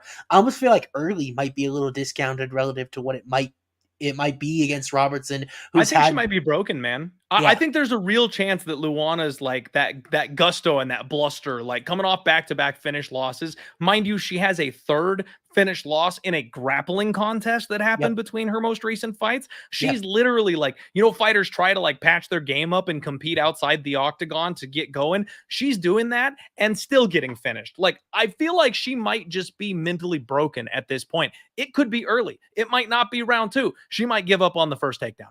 Yeah, and by the way, I used to get like Robertson inside the distance at like plus 105 because of the divisional trends of plus 125. Like, it was unbelievable how often that stayed put.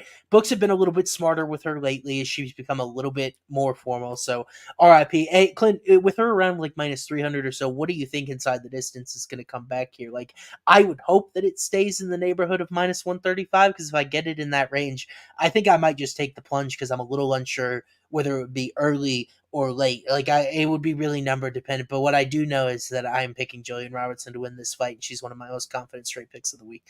All right. I love to hear that. Love to hear that. And yeah, man, I think unfortunately it might be like a minus 150 inside the distance type of price tag. Because realistically, what we have seen from this girl, Luana, is she will not fight through adversity. She won't. She doesn't. So when you've got a finisher like Gillian, who is going to kill or be killed, the only time anybody can manage to stop Gillian is if you've got the right game plan and the takedown defense, like to stuff her or she's getting finished. Tabitha Ricci was too strong and too short for her to take down. Tabitha Ricci doesn't have any power, so she grinded her all the way to a decision. You've got to go all the way back to who was it? Macy Barber. Back when Macy Barber in 2019 clipped her on the jaw in round 1. Yeah. She got knocked out that night. Every single other person, it's been a decision. Tyla Santos, decision. Miranda Maverick, decision. JJ Aldrich, decision. Like, if you can grind your heels into the canvas and keep her off you with a jab, and you've got the cardio and the takedown defense to make her strike for 15 minutes, that's how you beat Gillian Robertson. Luana don't got that. She doesn't have the takedown defense. She doesn't have the strength, and she sure as hell doesn't have the cardio or the heart. So yeah, man, it's going to be an early finish from Luana if there is one, or it's Gillian inside the distance. And frankly, this might be an easy spot for us to take violence, man. If you want to take that, because I'm sure Gillian inside the distance is going to be like a minus 135 or something, and fight doesn't go the distance might be minus 140. That could be the same thing as betting Gillian inside the distance. And then you've got that round 1 oops type of price counted in there just in case. Yeah. And we got a great comment from Jewish Better Robertson posting about 12-6 elbows. You want to talk about a fighter that rule change really benefits? It is Gillian Robertson. You know what? That's a great call by JB. I was talking about that last week with just some buds, leading up to the fights and stuff. I was wondering who the new rule set was really going to benefit. And the only instance I saw on last week's fights where it even mattered, Jack Shore was the one who was the first one to take advantage of the new rule set, guys. Zalal put his hands down out of habit, and Shore clocked him in the jaw with a knee immediately. Zero hesitation. He was ready for it. Nobody really threw 12-6 elbows, and nobody else tried to put their hands down on the mat. So that's the one time we've seen the new rules even matter in the fight. Gillian might be the first to go ahead and go 12-6 elbows. Here we go. Because she climbs herself into mount and looks to ground and pound pretty regularly. Yeah. She may look to expose this rule, and round 2, round 3 TKO may be the move here with Gillian this week. Yeah, and you don't have to think about it. And by the way, I guess off of lefts, back of the head elbows are okay too. If those don't seem to get called very much either. So just Cody Brundage is the only one they call back of the head elbows on. Right, exactly. Oh man. All right, guys. You know where I stand on that fight. And Austin, give me one good reason why I shouldn't use Gillian as an anchor this week. Well, because so she's got a negative striking success rate, negative 0.13. And by the way, a lot of people refer to it as significant strike differential per minute. I called it striking success rate like 10 years ago, so I'm kind of stuck in my ways in that regard. We obviously know the hands aren't great with Robertson, so I think Pinheiro might have better hands early in this fight before she quits. Like that would be a moment of adversity, and Pinheiro's judo background might be able to help her survive the storm. Like I saw a shout out about decision. Maybe she is able to keep herself out of a bad position for 15 minutes, and that's the path to failure for inside the distance. But if you're anchoring Gillian's, including a decision, I think she gets top time in at least 2 rounds. But those are the 2 things I would point out of like maybe why you'd consider Pinheiro. I just don't think they're very strong arguments. Okay, fair enough. Aaron does say that Cody Gibson actually opened up Chad with the 12-6 elbow. I didn't catch that. I missed that the 12-6 was the one that went ahead and caught it. Dixon says, Clint, please wait to anchor Gillian until after the weigh-ins. She cuts a lot of weight now. And I do agree, Dixon. She does cut a lot of weight. That's been the secret to her success. She was just too small up at 125 pounds. Now that she's got the size and strength advantage over people, but she's done it enough times now. I'm not worried about her. She hasn't missed. She hasn't struggled. She's never had that legs shaking moment on the scale where everyone's afraid she's going to fall over and pass out. I think she's got it down to a science now, man. I really think she's okay. So I'm not much worried about it. Yeah. All right. She is my largest money line favorite this week per my model of the fighters I was able to model. So if I was going to give you an anchor, it would probably be that one. Beautiful. Well, she's going to be in parlays, man. I'm going to do parlays with her. I'm just trying to decide whether or not I want to anchor her to everything. We'll see what I end up doing. Give me a little bit of time to think about it. Sure. Next up, Gerald Meerschaert welcomes Reinier de Ridder, the Dutch Knight, to the UFC. It's always must-see TV when Gerald Meerschaert gets in the cage, man. Everybody absolutely loves this guy, and for a damn good reason. He's just an old school brawler who wants to get in there and throw hands, and really slick jiu-jitsu on him. Great cardio. He's got some Darren Elkins in him where he can just take the beating that you've got to offer. And as soon as you start to slow down, then he starts to crank up and turn the tables on you. He's made a career of it. 36 years old, but he's been knocked out 4 times, which frankly is the thing with me. I have a real hard time betting on Gerald Meerschaert because I expect him to keep on getting chinned, and especially against a guy like Edmund Shabazian. Man, I called it last time. I was like, hey, this is the spot where you watch real close, because if it gets out of round 1, smash Gerald Meerschaert. Like, that's all you had to do was just smash Gerald Meerschaert. And then I think I was in a casino with bad reception the night that they fought, and I couldn't actually do the thing I said that I was going to do, and I missed the good plus money because lo and behold, he gets on top of Edmund Shabazian at the start of round 2, and that was it. It was over. All of a sudden, Jared Meerschaert's a minus 400 favorite on the live line. So if you didn't get in between rounds, you weren't getting in at all, and it was too late for me to get a live bet spot in that. But Gerald just keeps on doing the damn thing, man. Reinier de Ridder, on the other hand, he is an absolute legend, apparently. 34 years old, former 2-division champion over in 1FC. He recently had a 2-fight skid in one championship, or 3-fight skid, and he actually went to UAE Warriors and kind of reminded everybody what's up. Gets over there and just absolutely starches an Ov or an Ev, this Magomed Duramov Kasiev, in the first round. This guy has got heat in his hands, and I believe he's a BJJ black belt as well. Yeah. Very well-rounded fighter, kind of a legend overseas. This is a trade type situation, right? We're finally getting to see what a high level fighter from another organization looks like when they get to the UFC level, and they're putting him in the hot water right away. They're not giving him an easy fight. They are giving him a withered veteran, a known name. And whenever the UFC does that, I really feel like they're trying to showcase the new guy. I've talked about how I don't trust Gerald Meerschaert. I always think he's going to get knocked out. This is the spot where I think the UFC agrees with me. I think the UFC is trying to get this Reinier de Ridder a big win. I think they're trying to give him an opponent who's slow, who's hittable, whose knees are a little creaky, and get him off to a good solid start over here in the UFC. I expect him to have a massive striking advantage, and I don't think he's going to have the kind of cardio death situation where he's going to be on the losing end of a Gerald Meerschaert round 3 submission opportunity. He, in fact, is submitting people in round 3 earlier in his career. So I think the cardio checks out for this guy. I fully expect de Ridder to go out here and unfortunately put a bit of a stamp on the legend Gerald Meerschaert. Yeah, I'm conflicted about this fight for sure, and I had the perfect bet set out. I don't mean to brag, but I had Edmund Shabazian round 1 KO with Meerschaert 2-3 in the last fight, like pre-fight.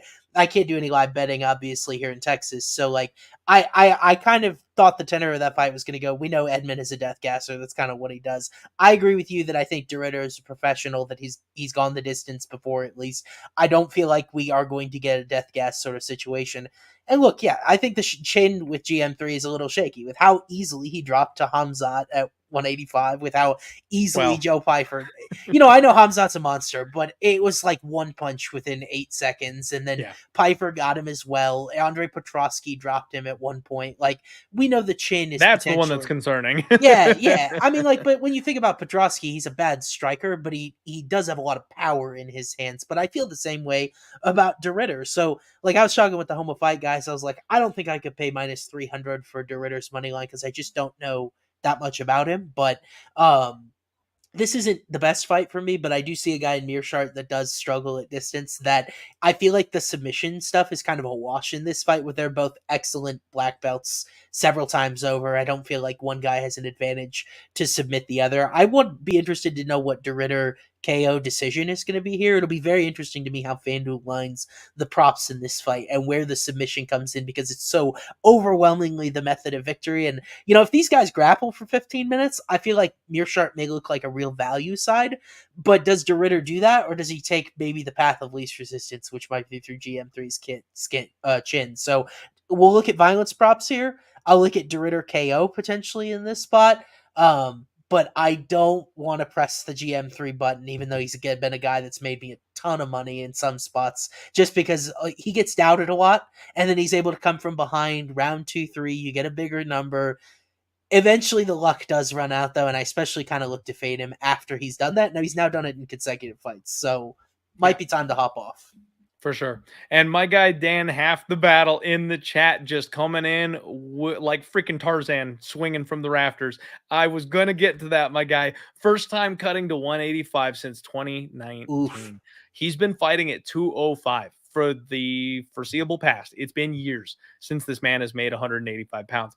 I want to wait to see what he looks like on the scales on Saturday because, my guy was talking about Gillian making weight on Saturday. I'm worried about this guy making weight on Saturday. Very big, very muscly, different drug testing. And now he's going to come over here and make a different weight class for the first time in a long time. I would be nervous.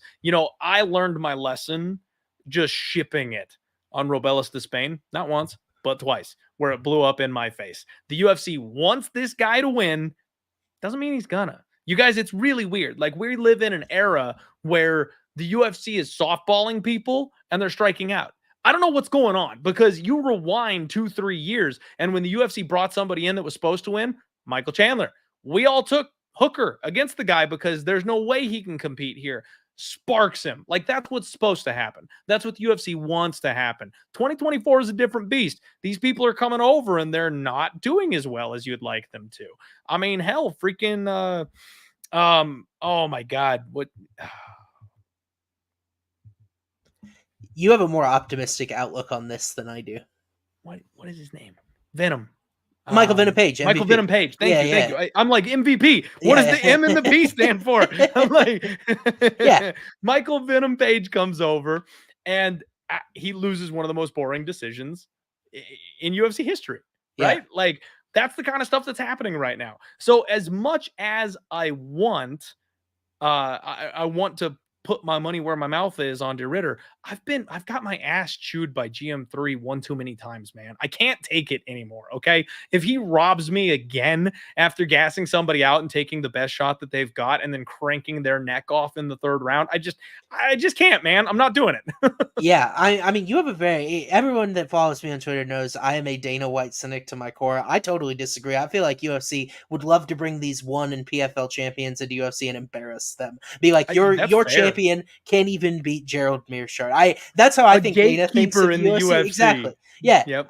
That's how I think Dana would ideally want this fight to go. But at the same time, I believe Sean Shelby and Mick Maynard, they get competitive matchups on the table regardless. Like, Dana to me is not involved in a ton of that decision making. I think if he had it his way, it would be UFC on top. It's an interesting discussion, and I think it does matter because I look a lot at what the angle of UFC is with a particular setup spot and whether I can accept or reject that because the betting line will usually have some of that noise in there. Yeah. Okay. Fair enough, man. This one's going to be interesting. Hands off for me, you guys, but that live bet button, I will not be in a no service area this week. I'll be looking to live bet Gerald Meerschaert if I can get an opportunity to. You've got Ricky Turcios taking on Benardo Sopaj, and there is no way, Austin. There's just no way that this fight doesn't get dropped down to the prelims. Like, we're going to see this. This card is getting reshuffled, and these guys are getting buried before Saturday comes around. Sure. There's a couple of guys that didn't get invited to the UFC's Mexico celebration at the Sphere, right? Brandon Moreno, because he's headlining on a card. But there's been a couple of other guys that just straight up didn't get invited to the barbecue. I think Ricky Turcios is one of those guys that didn't get invited to the barbecue. They're not putting him on the card to highlight Mexico, even though, 90% of the Mexican fighters lost that night. They didn't have the faith in him to go out there and get the win. So here he is on a throwaway card against somebody who, frankly, barely has a UFC job. Benardo Sopaj, it's the weirdest thing. He is signed by the UFC, 11-3, 24 years old, training at All Stars. So, like, decent place he's coming from, good age. They gave him a shot. He got highlight reeled by Vinicius Oliveira. Like, you wouldn't try to count that much against him, would you? But he had not one, but 2 fights booked for a different organization. All Stars Fight Night. He had 2 fights scheduled for All Stars Fight Night that fell through. And here he is with another UFC fight. So I've got this weird suspect feeling that Benardo was this close to being a one and done in the UFC. They brought him in, he gets highlight reeled, and they're like, thanks for playing, kid. And somehow, some way, they hung out and they managed to make it work, and they got him an opportunity at a contract. And here he is again. Man, I am not sold whatsoever on this kid necessarily being UFC level, but I hate to write off somebody who's as young as he is. There's an opportunity for him to develop and to grow and to get better. And maybe they see something in him that I'm not seeing. But what I know is Ricky Turcios is B minus Tony Ferguson. Like, this guy is death by 1,000 cuts. Sure. He wants to pump a whole lot of volume out there, but he doesn't do anything with it. Amin Zahabi, the fight that he really kind of started to wake everybody up with a little bit was this one, where Turcios was so scared to get hit that he threw 200 meaningless strikes. I mean, we're just talking, he flurried everything he could in front of him with zero intention to touch Amin Zahabi because he didn't want to get close enough to get hit back the other way. He's got 2 wins in the UFC. Kevin Natividad and Brady Heastand. Austin, they're both by split decision. This guy has 2 wins under the UFC banner, and they're both by split. He fights close with anybody he's going to have any chance of competing with. And then the UFC gave him to Raul Rosas Jr. And frankly, he took that personally. Like, Raul Rosas Jr. was the star of that show. Everyone on planet Earth knew Raul was going to take this guy down, bust him up, and choke him out. And it was weird because Ricky's usually kind of a fun-natured guy. He usually is respectful of his opponent. But he was like slapping Raul's hand when he tried to shake his hand and shit. Like, he took it extremely personally that the UFC was putting him in that matchup. And he fought with a vicious intent that night that I've never seen from him before, because I think he really legitimately had a chip on his shoulder over the matchmaking. Well, now they're giving him another young throwaway fighter. This is the kind of guy that I could see Ricky Turcios going into a competitive, decision-esque, volume striking type of fight. But the only fights he's won at this level have been split decisions. I want nothing to do with this fight. If there's one fight on the card you guys can keep your money in your pockets for, I would think this would probably be the one, man. There's just not enough to know about it, and the line is terrible. Sopaj is a minus 300 favorite, Austin. Ricky Turcios is a plus 240 underdog. I get it. He's not good. I get it. But why is Sopaj a 3-1 favorite? The guy got knocked out in his UFC debut. What does that tell us? Yeah, so we have not disagreed a lot. I really love Sopaj here. Okay. So, like, I guess I can kind of build a case for him in that, like, Please do. there's a lot of weird context around this fight in that Sopaj, I would have been so mad if he was one and done, because he takes that Vinicius Oliveira fight on like 4 days notice. All of his regional experience comes at flyweight. He was a guy that held a couple of world championships regionally there. And then he comes in at flyweight, takes the fight at 135. I thought Lockdog was a good bet because he was just going to have size and strength advantages. We already saw Lockdog get through Ricky Simone, by the way, after this. And Sopaj won the first 2 rounds against him. If it may have been 1-1, it may have been 2-0 Sopaj. It was one of those unknown situations, but he definitely won the first round.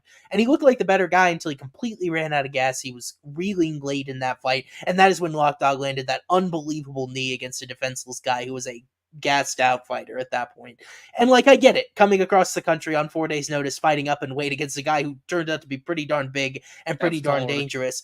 The weird part is that now he's back at 135 again. I thought he was going to drop down to 125, and like, I thought as a young guy maybe he had the potential to grow into a ranked contender at flyweight.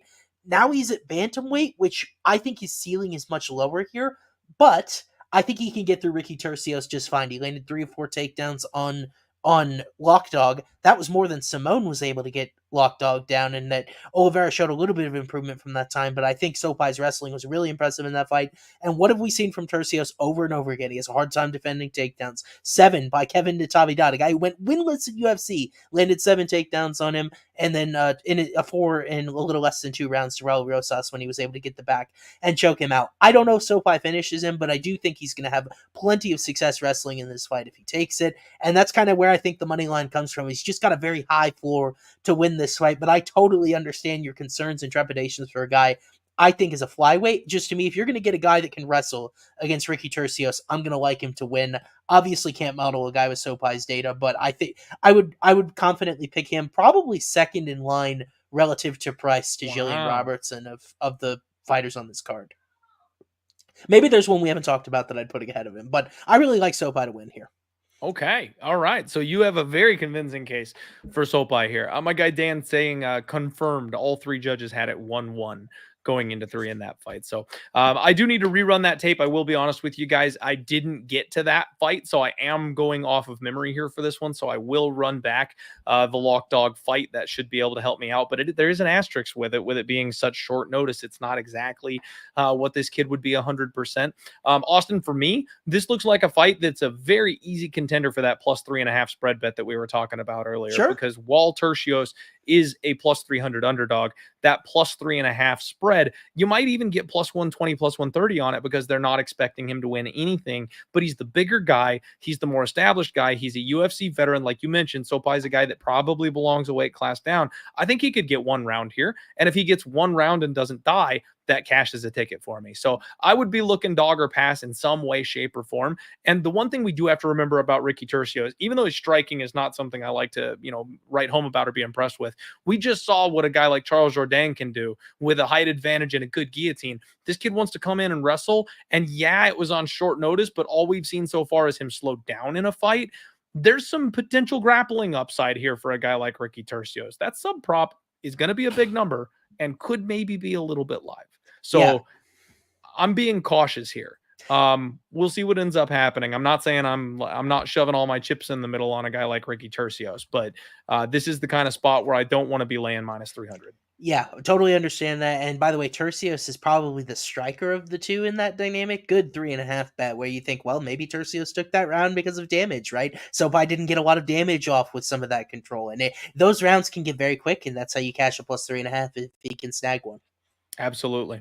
All right, guys. We've got 740 live viewers. If you haven't already, please do us a favor and smack that like button. It's the only way I can live at the end of the night is if we get enough likes. So please make sure my wife has a husband to come home to because, likes just aren't cutting it these days. No, I don't know where I'm going with that. That was supposed to be funny and it wasn't, but we're going to move on. Karolina Kowalkiewicz takes on Denise Gomes, and another one that just the women's MMA this week has been so easy for me, Austin. So easy because you guys know I'm a Denise Gomes fan, right? D is the one who really brought us one of the most profitable angles in women's MMA betting. Austin, if you haven't heard, the one trump card in women's MMA is Brazilian lesbians with neck tattoos. If you have got a Brazilian lesbian with a neck tattoo, that's the only way you're looking. It's like when you're sitting at the bar with your buddies and you're looking at two guys and no one has any idea who they are and you're like, who wins this fight? It's the guy with the beard.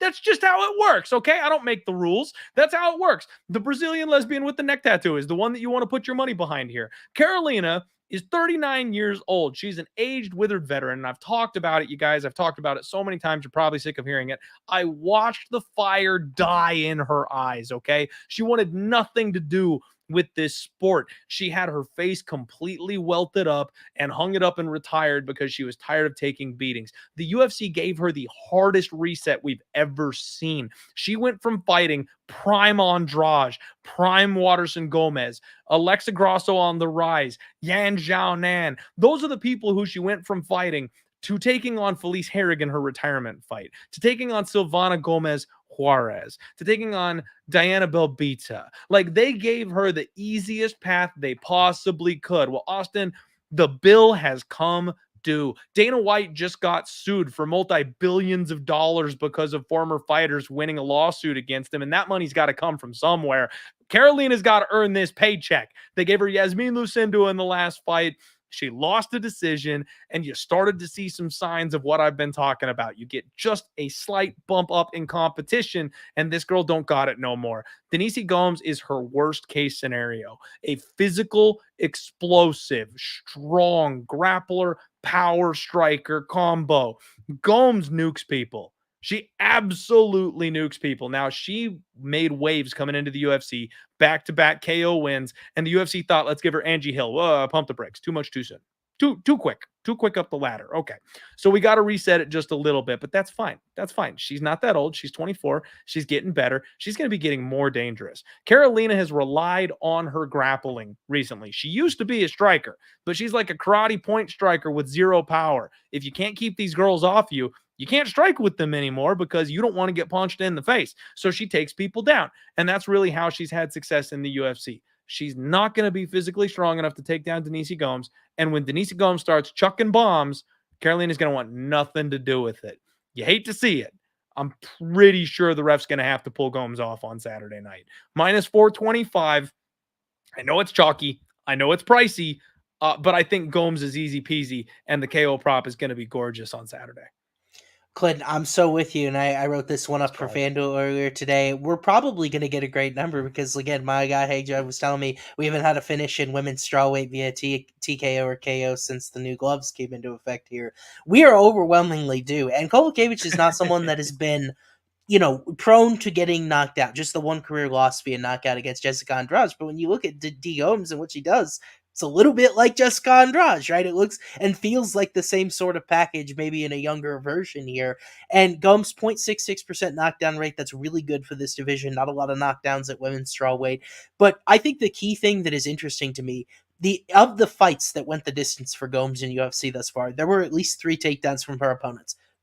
Measuring her, right? Making her work. Getting her. That's not Kowalkiewicz at all. Kowalkiewicz attempts less than 1 per 15 minutes. She's not a wrestler whatsoever. She looks to stand if and all possible.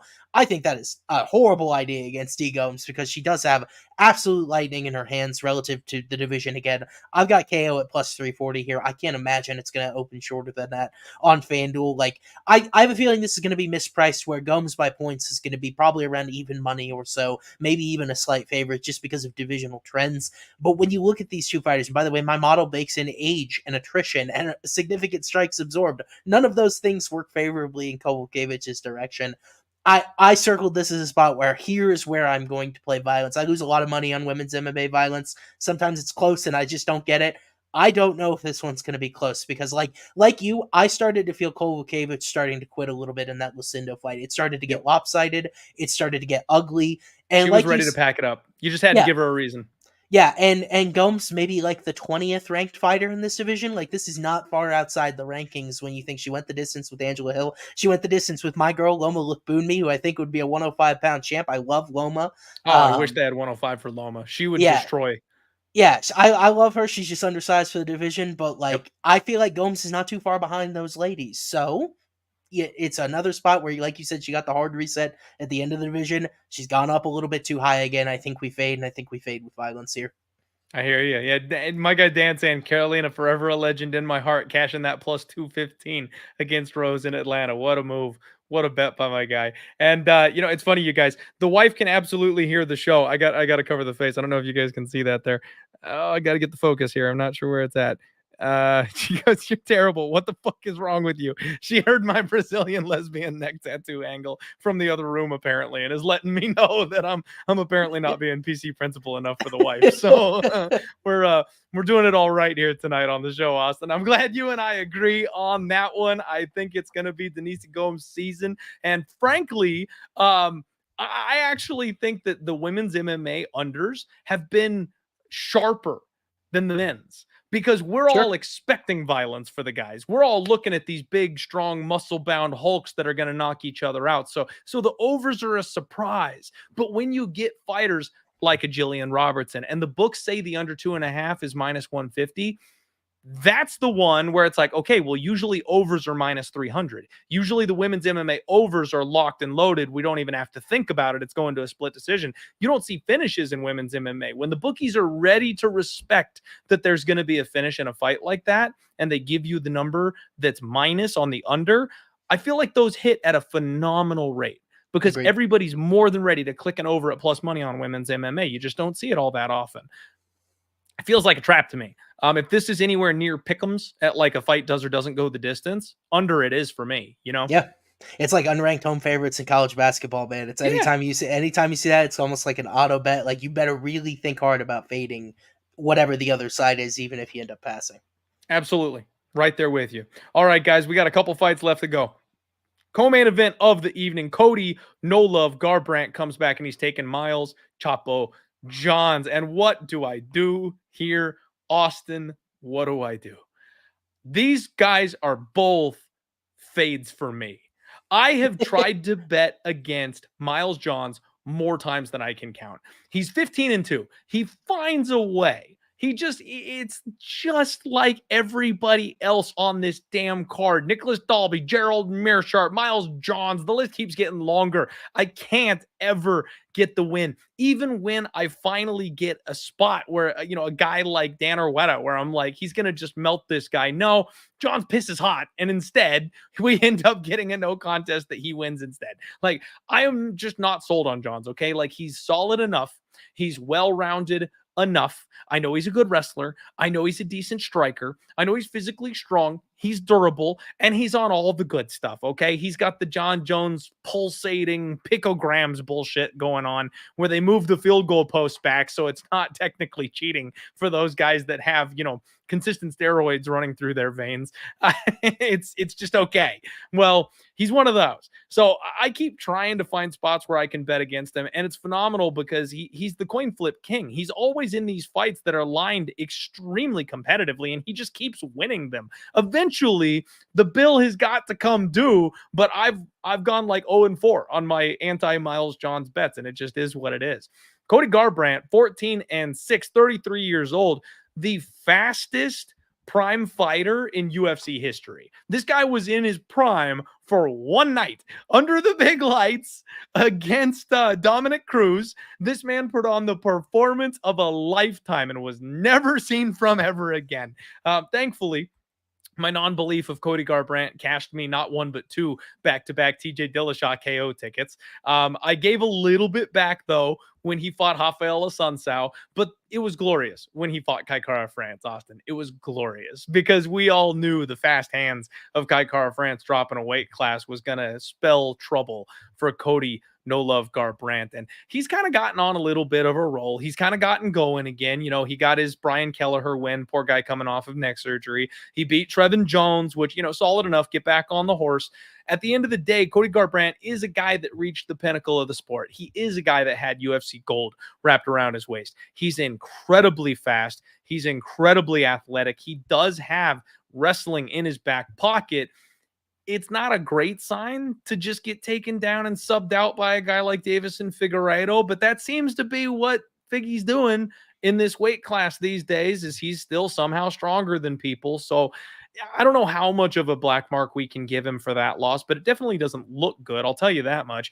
And then he's just mentally falling apart, Austin, because I got to tell you, if you're going out there and getting tattoos of knives over the top of your eyes, that's your face. You're going to have to wear that for the rest of your life. And if you want a tattoo of a knife over your eyeball, I just can't help you. You're a lost cause at that point.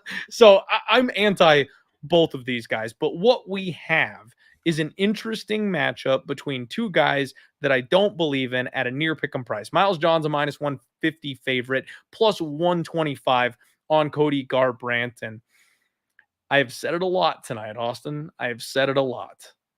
This is dog or pass. I do believe that at a certain point, it becomes about levels. Cody Garbrandt has seen levels in the UFC that Miles Johns never will. I know Miles Johns has proven me wrong to this point, but I guarantee you he is not going to be challenging for a title probably ever. Not anytime soon, probably never. Cody Garbrandt made it to the stage of his life where he had gold around his waist, and that means something. Yes, I'm worried about the durability of Cody.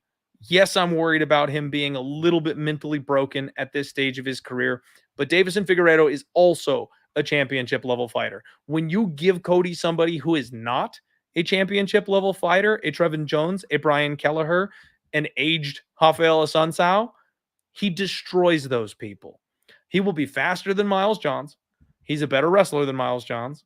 Cody Garbrandt does still have 15 minutes worth of cardio. The durability is really the only question. This is the ultimate buy low. I have to pick Cody Garbrandt to win. And hell, I might have to bet him. Yeah, isn't that a frightening proposition? But nothing, It's terrifying. nothing screams UFC Apex better than that. Look, my model's got this fight exactly a coin flip. I've got John's 50.5%, so 50-50, you name it. I think that Garbrandt is the side here, and I went ahead and I played him. By the way, the Home of Fight Discord, which you can get Clint's picks, my picks, Maddie's picks, all of our picks in one spot, as was the premium guys Clint was talking about earlier. I think we'll leave a link here in the episode description. I know we do on my show as well, so you can join the Discord, get my picks picks there. I played it last night during Clint's Vikings game when I was just looking and I saw the odds, because I may have actually got this one wrong. I actually saw Garbrandt lengthened at a couple places. I thought this was going to inch toward him when you kind of looked at Miles John resume, because Chapa's been a guy I've actually backed a little bit recently, Clint. Like, I had him against Douglas Silva de Andrade, close to a pick'em price. I had him against Cody Gibson, close to a pick'em price. But I think it is time to pay the bill here. And Johns is a guy that when we saw him go up against Mario Bautista, he folded. When we saw him go up against even John Castaneda, he folded. He beats a lot of guys that are older, that are on the fringe of the edge of the roster. And he does that with excellent defense, 67% or 69% striking defense. That's 99th percentile for this division, minimum 5 fights, 85% takedown defense. He's just a hard guy to score against, but he doesn't really do a lot himself. Like how Trevin Giles swapped Mike Malott last week, that's like Miles John's game plan. Every fight is just like a jab from the middle. But like, I think Garbrandt's got a big speed advantage here. His own defensive wrestling is probably a big tool in his toolkit for this. And the thing about Cody Garbrandt, a couple of things based on what you said, I feel like it's a little bit of noise at this point about the attrition. It's been over a half decade since we saw him finished at 135, okay? That was over 5 years ago at this point. Kai Kara France is a guy that just finished Steve Erceg. Like, I don't hold it against him getting blinked in the first round. Yeah, sorry about that. But like, I don't hold that against him in extreme order. And then when I look at Garbrandt, still a 2.53% knockdown rate. Like you said, when he gets these guys, he typically puts them down, and Johns is the guy that has gone down. So I don't know how I feel. This fight could absolutely suck. It could be both of these guys looking at each other for 15 minutes, and like maybe one guy edges ahead in significant strikes this round or that round. Or I think Cody could put him out. So I like the money line here, which will be de facto a KO decision type of line, given the lack of submission danger from either of these guys. 0 attempts career for both of them. So I think Cody's money line is a good value here. Especially like plus 120, 125, where it's floating now when I've got it plus 100. Oh, how the mighty have fallen. I actually want to bet on Cody Garbrandt at plus money. That's a lot. I don't want to bet him at plus money. But like I said, you know what, Austin, I've always had this saying that the best bets that you can possibly make are not the ones you want to, it's the ones you have to. Like when the value is in your face on the numbers so hard that you can't say no. I feel like those are actually the hindsight best bets, because everything in your gut, you know, that little thing of you that's terrified to pull the trigger is telling you don't do it, but the numbers force you to. You end up being right. Yep. And that's kind of how I feel about this bet. Every inch of me does not want any part of Cody Garbrandt coming into this fight, but I gotta. He should be favored here, and not pick him, favored. He should have a minus next to his name. So plus 120 on Cody Garbrandt it is. Yeah, I feel like, by the way, since I've developed my model and really started to use it, it's helped me avoid some of that white noise stuff about, I don't feel good about this, or maybe there's a weight miss, maybe there's CLV that goes against me. You start overthinking things, you know? Absolutely. It's like, I know this is the right thing to do, and I feel like sometimes my model can ground me, because I was a little bit the same way. I think my gut feeling just as a UFC fan was maybe John Zeke's had a decision there, and then I really had to look deeper at Miles, and I'm like, there's just not a lot here to think he's going to dethrone a former champion, or at least be favored at minus 150 or whatever I saw him today to do so. Yep. I'm with you, man. I agree with you. All right. Main event time, everybody. We've got Neil Magny taking on Carlos the Nightmare Prates. And I already talked about it earlier in the night, Austin. I have made the mistake of underestimating the fighting nerds. I made the mistake of not believing in the fighting nerds, and I've poked holes in Carlos Prates at every opportunity. The smoker, the cardio, the fact that this guy is losing every fight right up until the point that he wins it. I cannot get on the right side of Carlos Prates, because everything about him just screams to me a guy that I want to bet against rather than a guy that I want to bet on. The fact that he's late blooming in his career, I just don't believe it. He's 31 years old. He's got 6 professional losses. He's been knocked out twice and submitted 3 times. Like, this is a guy that shouldn't be doing this at this point in his life at this level. But the Fighting Nerds gym is just on a roll. They're game planning everything perfectly, and the room they've got is getting better every single time you see a new fighting nerd. They're just the next monster under the bed. These guys are coming for blood, and they're taking over the UFC right now by storm. You know, I thought Jingliang Li might be able to put up a fight against this guy, because we've seen him take a punch. We've seen that guy walk through fire and then come back and fight fire with fire. And I think that's what you have to do with Prates. That's why I took the shot with Charles Radke against Carlos Prates. It's because you've got to be willing to get in there and get dirty to touch this guy, to be able to actually take advantage of it and make him fold. Ling couldn't do that. This guy was on the defense the entire first round, got beat up, and then got knocked out. I mean, it was about as clean of a performance as you could possibly have. I bet Trevin Giles against Carlos Prates. Giles won a round and 3 minutes of that fight. And then all of a sudden, he catches one bad shot, and that's it. It's over. Prates has nukes in every single weapon in his arsenal.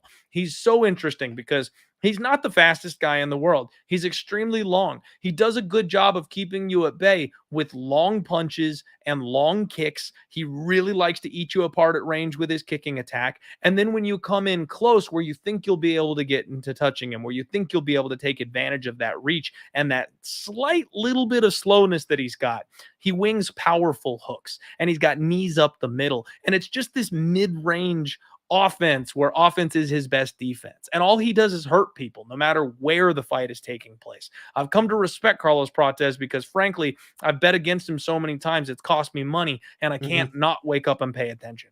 Neil Magny, the Haitian sensation, 29 and 12, 37 years old, fighting out of elevation, the ultimate gatekeeper. I've called him the ultimate gatekeeper for a long time. Neil Magny deserves more respect than he gets, Austin. This is a guy that goes out there and fights tooth and nail with everybody. They've given him the who's who in this division, and he's fought all of them. Now, he's lost to quite a few of them. In fact, most of the time, he alternates wins and losses. For the majority of his career, he has alternated wins and losses because they're constantly keeping him right at that, knocking on the door of being a contender level. When he steps down from that level, he destroys people.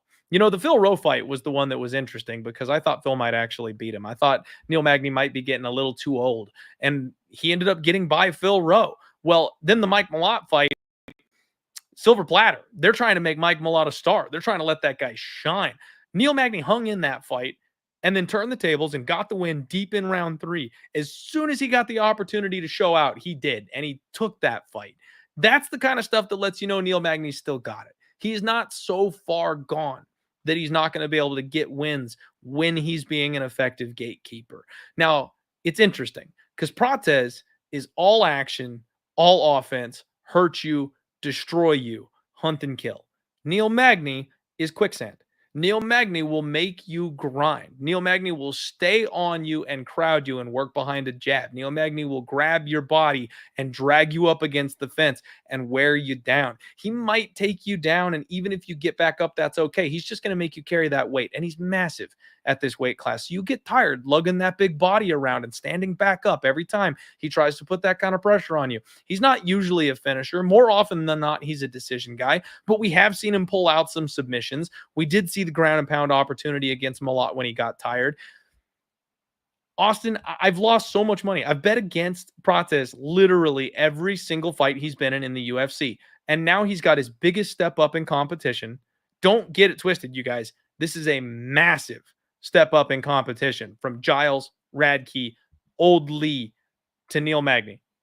And he's the biggest price tag he's ever been. Minus 650. Neil Magny is a plus 470 underdog. And frankly, if I just put one unit on Neil Magny and he pulls it off this weekend, I'll be even on donating all those other price tags that I got trying to get on the other side of Prates to this point, man. I, for the life of me, and somehow programmed not to bet Carlos Prates. I see too many holes. I don't like the overall game. He's Alex Pereira 2.0 for me. Everyone else is buying in and going all in every week, and they just keep getting rewarded for it, and I can't. Austin, I can't. I don't know why, but I can't. Neil Magny shows up when you least expect him to. And I've always gone to war with Neil Magny at big prices because of that. If Prates doesn't nuke Magny in a 5-round main event, that's what Magny is built for. He will drag you deep and he will make you suffer, and eventually you'll crumble under the pressure. This may be a better live betting opportunity than it is a pre-flop opportunity, but I also can see a world where Magny finds the range quicker than Prates does, and then the bookies adjust because they see what's coming, and it's too late. The value's gone. I might have to bet Neil Magny this weekend. I really might. You and I might be on an island, which is funny. The only time I've actually bet Pereira was against Adesanya, which is a similar thing where I had questions about Izzy's well-roundedness and like it's some of the way they matched up stylistically. We saw how close those fights are. But Clint, I prepared a little bit of a time machine for us because I knew I'd be coming on here for the Apex, for the 100th Apex card. UFC Vegas 5. Edmund Shabazian, the shiny new toy against Derek Brunson. You remember what happened in that fight? It ended up being a crazy fraud check. UFC Vegas 17. Jeff Neal, one shot away from winning a title, right? He had that fight over Bilal Muhammad. He looks like a contender. Wonderboy Thompson turns him away in convincing 5-round fashion. Giga Chikadze, the next guy at featherweight. UFC Vegas 46, Calvin Kattar shut the door. UFC Vegas 80, Bobby Green taking on Grant Dawson. Dawson seemed next to join the lightweight ranks. Didn't end up happening. Then UFC Vegas 86, Jack Hermanson, Joe Pyfer. We saw the fraud check there. UFC Vegas 100. Is there something that screams Apex more than one final fraud check against a guy who might close minus 1,000? I don't know, but I tell you this, I think it is irresponsible to bet Prates moneyline in this spot because you really got to ask yourself what you're paying for. Is that we have all of these concerns about Prates, and I listed them out in my article that I wrote earlier today. First of all, his striking defense. We saw it against Trevin Giles. Analytically, it's poor. It's 48%. He actually has a negative striking success rate. But like you said, he loses minutes until he finds the perfect shot. We saw Mitch Ramirez, who had an unsuccessful trip to lightweight, double-leg this guy and control him for a couple minutes on the Contender Series. Now he's facing a guy who makes his living off takedowns in welterweight and has turned back so many of these guys. And Neil Magny is a tough matchup at welterweight because of his length. We saw Jeff Neal get really confused with that. Magny ended up having a convincing win over Neal because of his length. He is sneakier than you think at distance. Now, my fear is it's what's gonna happen to me with Ian Gary when I thought, I think Gary's head defense isn't great. It isn't ideal, but the reality of the situation is a couple minutes into that fight, Gary had absolutely destroyed Neil Magny's wheel, didn't have his leg.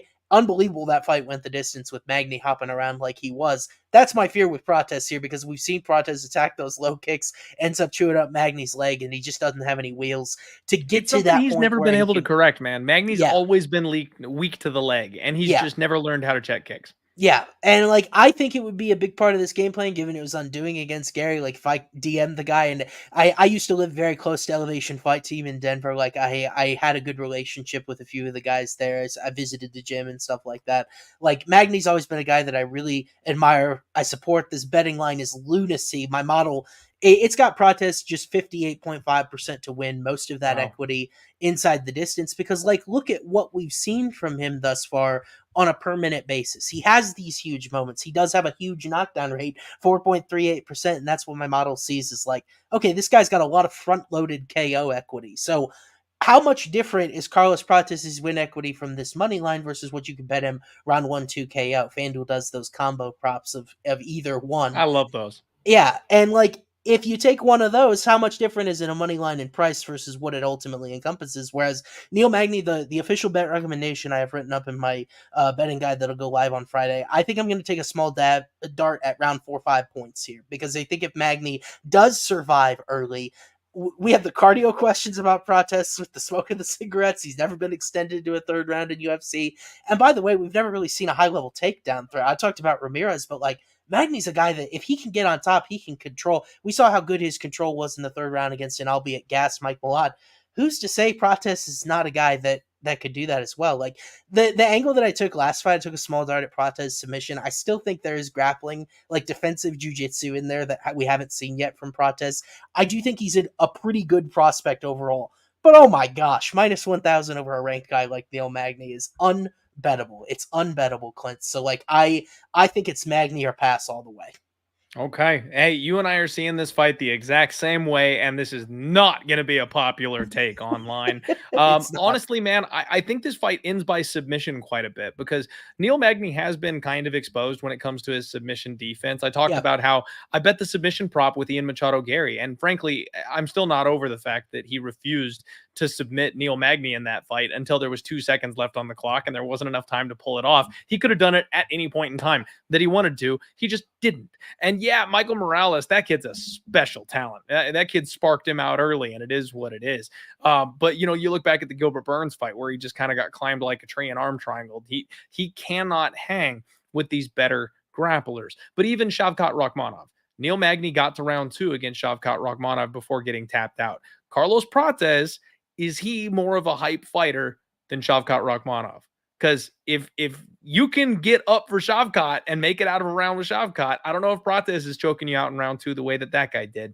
So I think Neil Magny can get out of round 1 and then things get interesting. But if Prates does decide to use some grappling, either guy can win by sub. The way Prates has lost over the course of his career is more sub than KO. 2 KO losses, 3 submission losses. Now, granted, those were early in his career, and they both came in round 1. Or I'm sorry, all 5 of them came in round 1. But what we're talking about is Neil Magny's normal game plan of having to kind of survive the worst of it and then turn it around the deeper the fight goes. I don't think it's going to be an early sub from somebody like Magny. That's just not really his style. And with how dangerous Carlos Prates is, he's going to have to drag him deep to have any type of shot. So I think both guys are live by sub. Prates obviously live inside the distance, could win any way he wants to. And then Magny, the round 2, round 3, round 4, round 5 type of submission props, because I think Prates will fold the deeper this thing gets. Magny by decision is my go-to, man. That's where I love taking Magny by decision, because he's always going to drag the fight out, but that's usually in a 15-minute spot.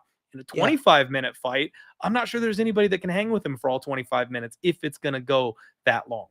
Yeah, absolutely. And think about the difference between those guys. That with Michael Morales, there's a level of physicality. There's a level of wrestling that he brings as a challenge, in addition to being a really good guy at distance. Ian Gary has excellent footwork. Magny was confused on entries there. We have seen Prates get crowded against the cage by Ramirez, by Charles Radke in his last fight. Spent some time in cage control, actually landed a few clinch strikes in that fight.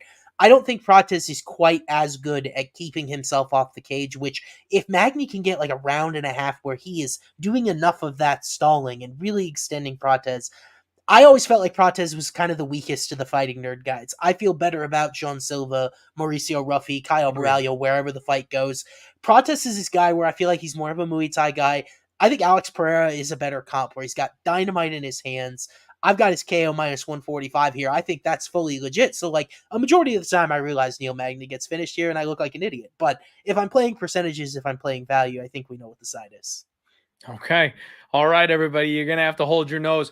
It's unbelievable, Austin. I picked so many dogs on this card from a betting perspective, but that's how this card lines up to me. This is that type of greasy, low-level Apex card where all the favorites are undeserving.